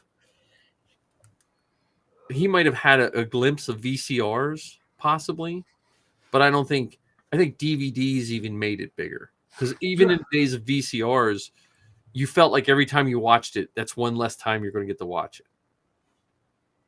For anyone that had a VCR back in the day, you always had that good tape that the tracking just mangled up the beginning of the movie. Well, I definitely don't think he was at a place where you would think that you're going to watch a movie on a device this big, right, and be able to watch anything anywhere. Right. Like you'd have a whole Lucasfilm library. Like we all have, for pennies, really, we have an archive that would be unrivaled 30 years ago. And sadly, there still are a lot of movies that I can't find digitally. Yeah. Commander, we were talking about everyone going to Celebration. except for Ken. Except for Ken. And then we talked a little bit about Mando Mercs, and we were off topic pretty much on everything else. But now we're just finishing up with Mando and the newest episode. So I still continue to be amazed at how great the shows look, whether you're talking about the Bad Batch or even the Mandalorian. I mean, that tenement housing that they were living in, it looks like you could walk into any of those apartment rooms. That's going to be the economy version of the Star Cruiser. And you'll get a biscuit. One biscuit on your pillow. That's all you get. You don't even get a towel animal, just a biscuit. Right. No Camtono. The towel animals. One time, Safi, when she was younger, always had to travel with stuffed animals. So the first time we went to Disney, it was a big deal, and she took all these stuffed animals. She set up the whole room. They went nuts on towel animals, the house cleaning. Like they just towel animal the crap out of like everywhere. They probably spent way too much. They probably got in trouble for the amount of time they spent in our room. So one year we went, and so each time we've gone to Disney World, we've given the kids allowance, and this is one of the times when they were really young, and $50 was a lot of money. Yeah. So we gave them each $50, and Derek decided to buy a 26, 35-inch whatever Stitch stuffed animal. Like it was so big it didn't fit in his luggage, and he had to carry it on the plane with him. And there was one day we came back from a day at the park, and they had stretched toilet paper from the bathroom all the way out onto his bed and tied it around Stitch's hand. That's as if funny. Stitch was the one that had made the mess in our room. Yeah. So that's only funny until you have to clean it up. Well, they didn't have to. It was we got that joy, but it was exactly. Yeah. Oh, Yeah. And they left an extra roll there to compensate. Oh yeah, that's I just remember the my girls were just picking apart the costumes of Star Wars weekends. They're like, Marty's Vader's better than that. Like little Safi's like, yeah, and that Stormtrooper's this is wrong and this is wrong. I'm like, oh, I've raised costume snobs. I wish they would bring that back. Yeah, I know. That was fun. Only time I've been to Disney, we accidentally went on Star Wars weekends, and my mother and my sister were pissed. Really? Are they anti-Star Wars? Yes. My mom hates it. My Really? sister likes the Phantom Menace, but that's it. That's weird too. That she just likes that movie. That's what I'm saying. Well, didn't you name a cow after Jar Jar? Apparently, Mr. Binks has gone to live up the road now. So, because he's been antagonizing the sheep. I am curious why your mom dislikes Star Wars, though. That seems like a big part of your father's life. Like that's maybe that's the reason. Show her a Rey doll and ask her where show her where Star Wars hurt her. Right here in my heart. It hurt me in the heart. Yeah, I don't know. I think it's maybe because my dad and I put too much thought, time, energy, money into Star Wars. So she sees it as, a waste. What year did you go to Star Wars weekend? People in general are just good at spending their money on something. If it wasn't Star Wars, it would be something else. Yeah. Well, it's Star Wars and horses is what my dad spends his money on. And the horses aren't for him. So... Ken, I think we went in 2008. Okay. I think it's been long enough that I don't remember. Wait a minute, let me think when I went.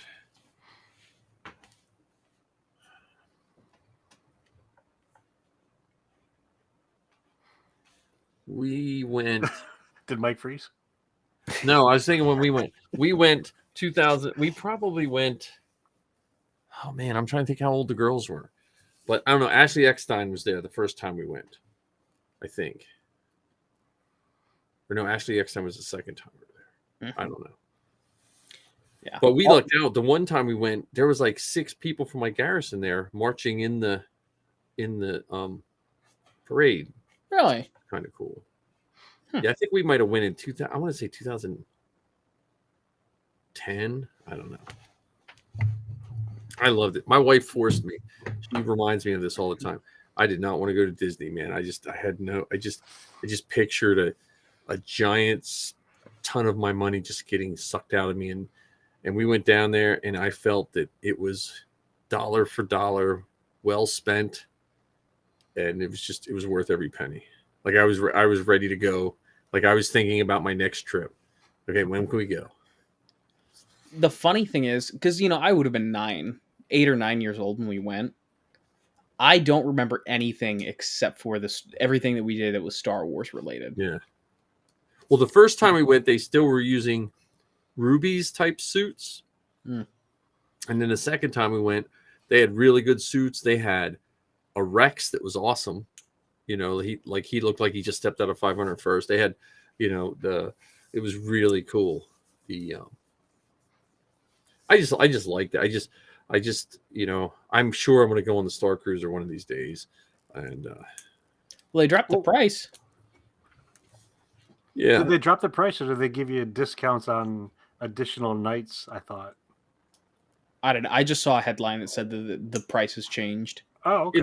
It's changed, but I don't think, if I remember correctly, it wasn't like it was. If you weren't going before because of the price, I don't think the price changed. Yeah, I don't think they went from $5,000 to $2,000. See, the Star Cruiser, to me personally, is not really made for a family of 4. It's made for 4 people that love Star Wars. Mm-hmm. Like if 4 people went and paid individually, it's really not that expensive. But if you have a family of 4 that go, and maybe 2 of you like Star Wars and 2 are indifferent, you're paying a lot of money for something that 2 people might not like. Well, in your case, Sal loved it. In your case, you've got 3. 3 out of the 4. I think that's a win. Missy would be into it. Missy is more into it than she admits. It's just she's just not a costume person yet. I'm working on it. Keyword is yet. She can be I've been in it long enough to know that I've seen too many guys coerce their significant other into a costume, and the best way to get yourself not to be able to do it as much is to do that. Because if someone doesn't want to wear a costume, I don't care what costume it is. I don't know how many guys I saw help their wives get into costume X, Y, or Z, and they hated it. Yeah. Because if you don't want to wear a costume and then they stick their wife in a like I've seen them stick them in officers. Well, if it's not your wife's not into it, she's not going to be into it in an officer's uniform. Plus, then they can see her face. And if she's not into it and you stick her in a Tuscan, you might as well just get the divorce now because that's uncomfortable. That's when you gotta. I mean, if you're gonna do it, you just gotta go all out. Get them in a TK, make them miserable because you're gonna get divorced either way. Yeah. So at least make it fun. At least get a suit for it. No, but I mean, like Missy enjoyed it. I mean, honestly, what got Missy out of it was when our garrison just went nutso on the rules. And she was just like, I don't need this shit on the weekend. You know what I mean? But when it was just, but when they came out with this long list of handler rules that you had to follow to the T, she was like, yeah, I'm fine. Yeah. It's like, handle this. I deal with enough children during the week. I don't need to deal with other children on the weekends. That are adults. Yeah. But children in adult-sized bodies. I'm not taking any new projects till I get Vader done and my Dinjarin done. Ahsoka and then Sabine. Well, Ahsoka and Sabine. See, with my kids' stuff, once I start that, I'll bang that stuff out. That's like, that's the easy stuff. The Sabine, only reason I'm dragging on the one season of Sabine is I just don't like that costume. It's just I don't like that yellowish one, the yellow and purple one. Oh, don't tell Zoe. I know. I just don't like that one. But I'm also waiting to see the live action one. So Judah's going to be there. So I told him I'm going to borrow his phone and just stare at his live action Sabine if I don't see pictures at Celebration. I think it's funny. You say, you'll bang it out real quick. Yet Sabine is so much more involved than Vader. Oh, I know. And you're like, oh, fuck, that's easy. This is the easy stuff, even though it is more time consuming and more thought provoking. It's for my kid. I know. Yeah, I will be that way to the day I die because I grew up with no one like that for me. So you have a father and a mother. I'm not saying we all have, and I had a good life. I have no complaints, but I had no one in my corner. Hold on, I got it reverse here. I've got my dad who's supportive, but I build his costumes. Right. But what I'm saying is, you like when I was a kid, it just all fell on me. You know, like if I needed a car, it fell on me. If I needed, you know, like when I started dating Missy, I built her first car for her. You know what I mean? That's just how it rolls. And I enjoy it. I could work on my kids' stuff more. I just want warm weather. I just want Pennsylvania weather to be. I just want to know. I don't want to wake up and it's 20 and then come home from work and it's 60. I want just give me some weather that I can plan ahead.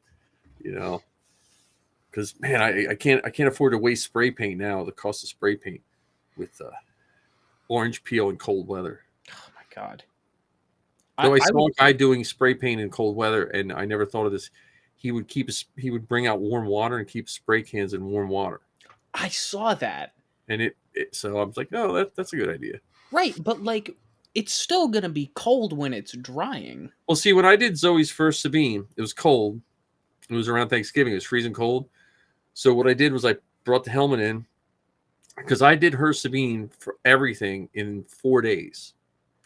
And I just came home and I had to I didn't have any pictures or anything, but I would keep everything in the house nice and warm. I would run out, spray it, take the can back in, and then let the helmet sit out there for about 20 minutes. And I'd bring it in and sit it in my washroom and let it dry because I had to do all those layers.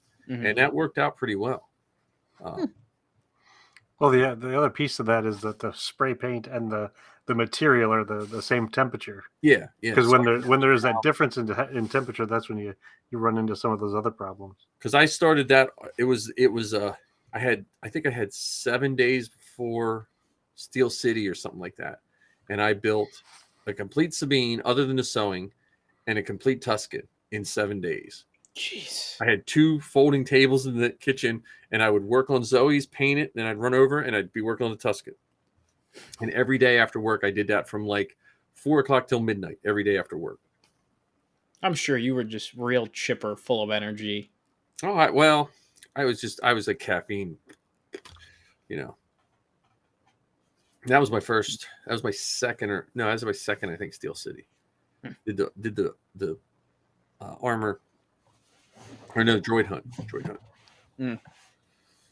So, I love how we talk every week about, we're going to get this under wraps. We're going to get this time slot.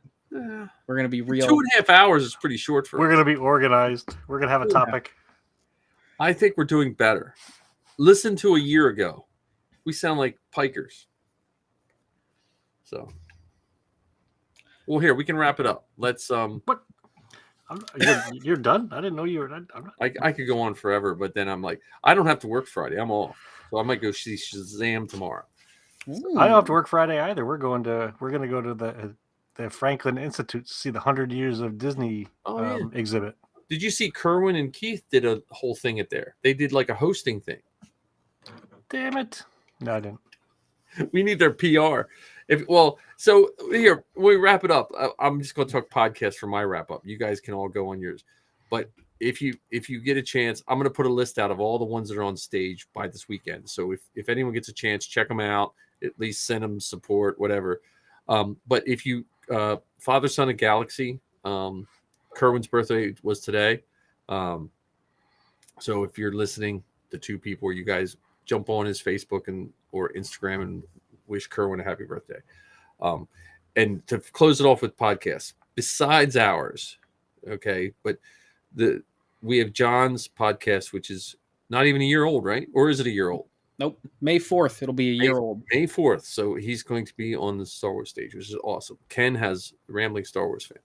I don't know what's going on with CreedCast, so I can't. Well, we also just put out another episode of The Forces Behind Star Wars. The Demetrius interview is up and ready to be listened to, I think. Right. So there we go. So we have all these podcasts, and then the other 2 standouts I was thinking is the Father Son Galaxy, which I think theirs is like 2 years old, which is an awesome podcast, and the Dad Batch. That's some of the ones. The Dad Batch to me is besides ours. Like I listen to ours and Zoe's religiously, but the Dad Batch that's my Friday driving to work, is the Dad Batch, and they're going to be on the celebration stage. So I just want to thank all those Star Wars podcasters, because podcasting is a thankless job. Like it is. Like you either think you have tons of people or no people listening. It doesn't seem like there's ever a happy medium. Yeah, I think we're almost up to the tens of listeners now. Tens of listeners. Nice. So, but if you do it for what, I just like talking to you guys. And if one person enjoys it, if Commander Chris enjoys it, or we make your wife laugh, I'm just looking at our last one where Anthony got on with us a little bit tonight. So that's fun. Let's not sit here and pretend like we're doing this because we love podcasting. This is an excuse for the three of us to sit down on a consistent basis and just chat about Star Wars. 1,000,000 times, yes. 100% yes. And honestly, it should be a lesson to all of us too. It is a good maintenance of your friends in some ways. Like I think of all the friends over the years that have just fallen off. Not that they're not my friends anymore, but it's easy to just let friends drop off. And we've all committed to at least spending a little bit of time with each other every week. Mike, at this point, you are stuck with us for the rest of our lives. I don't think there's any falling off between the three of us. Nope.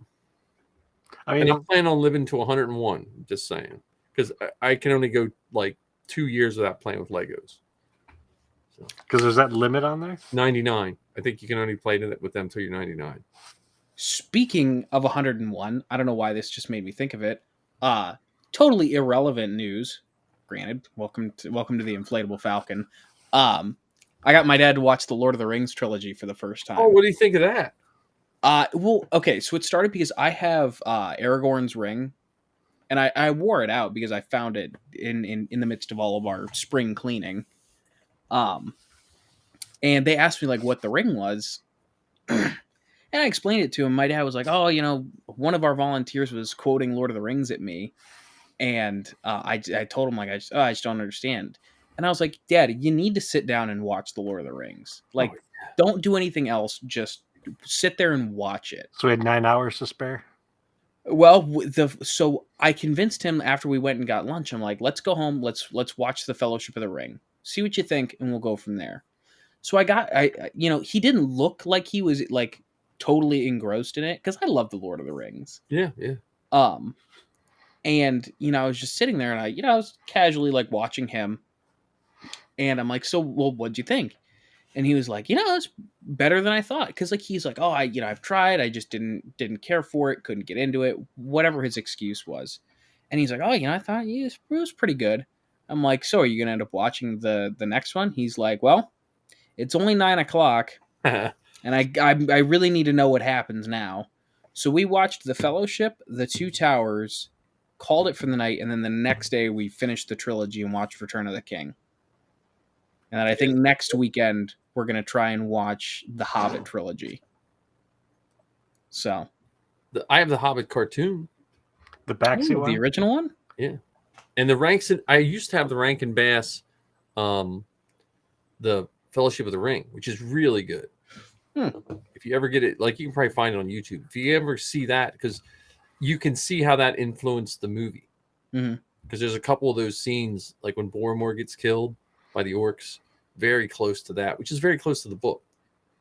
I read those books, like I probably read those series like at least twice before I was in high school. So in high school, undergrad, and the grad school, maybe even a year or two after grad school, I would read the trilogy every summer. Oh, nice. They were fantastic.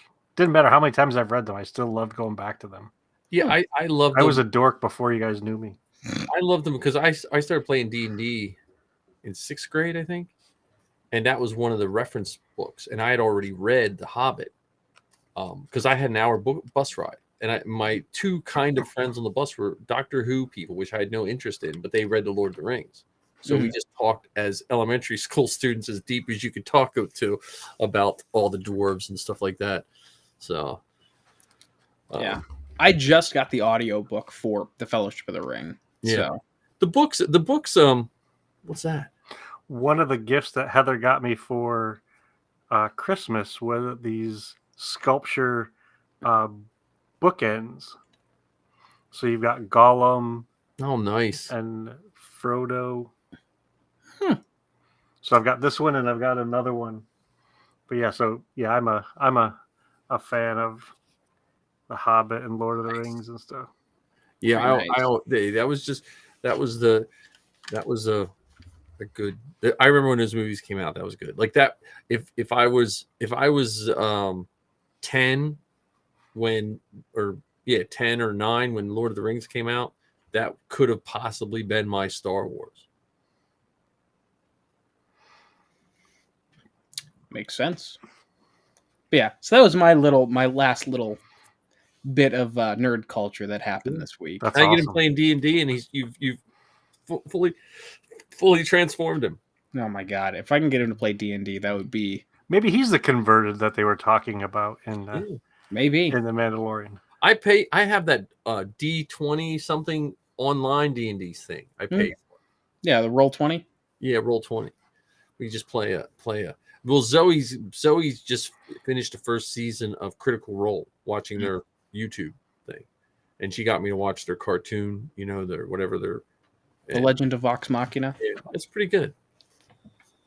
The one woman that does some of the voices was one of the women that Zoe did the panel with in Philly. Laura Bailey, Bloom's wife. Ashley Just Johnson. does a guest appearance. I forget her name. She did Price on Rebels. Governor Price? Yeah, Governor Price. She did Governor Price's voice.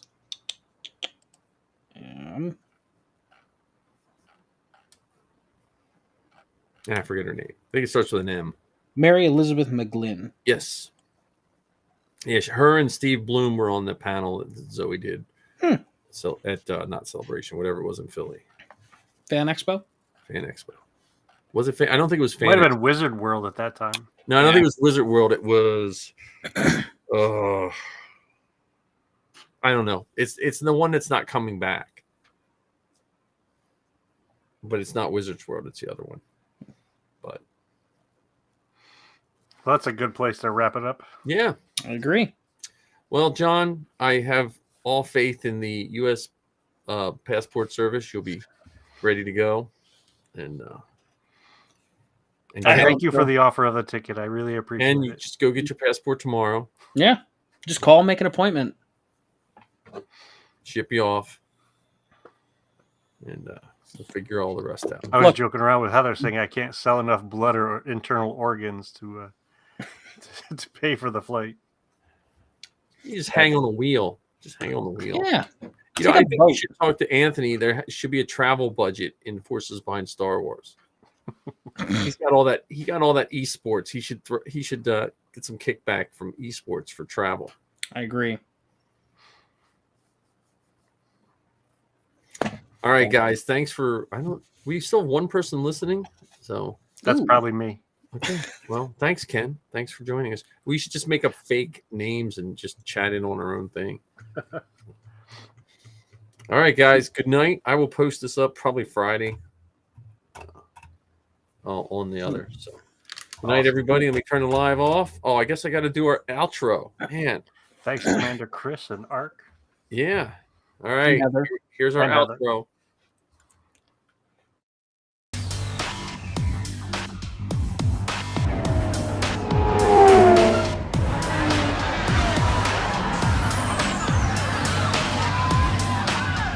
Well, you look the part, but let's see some of your moves.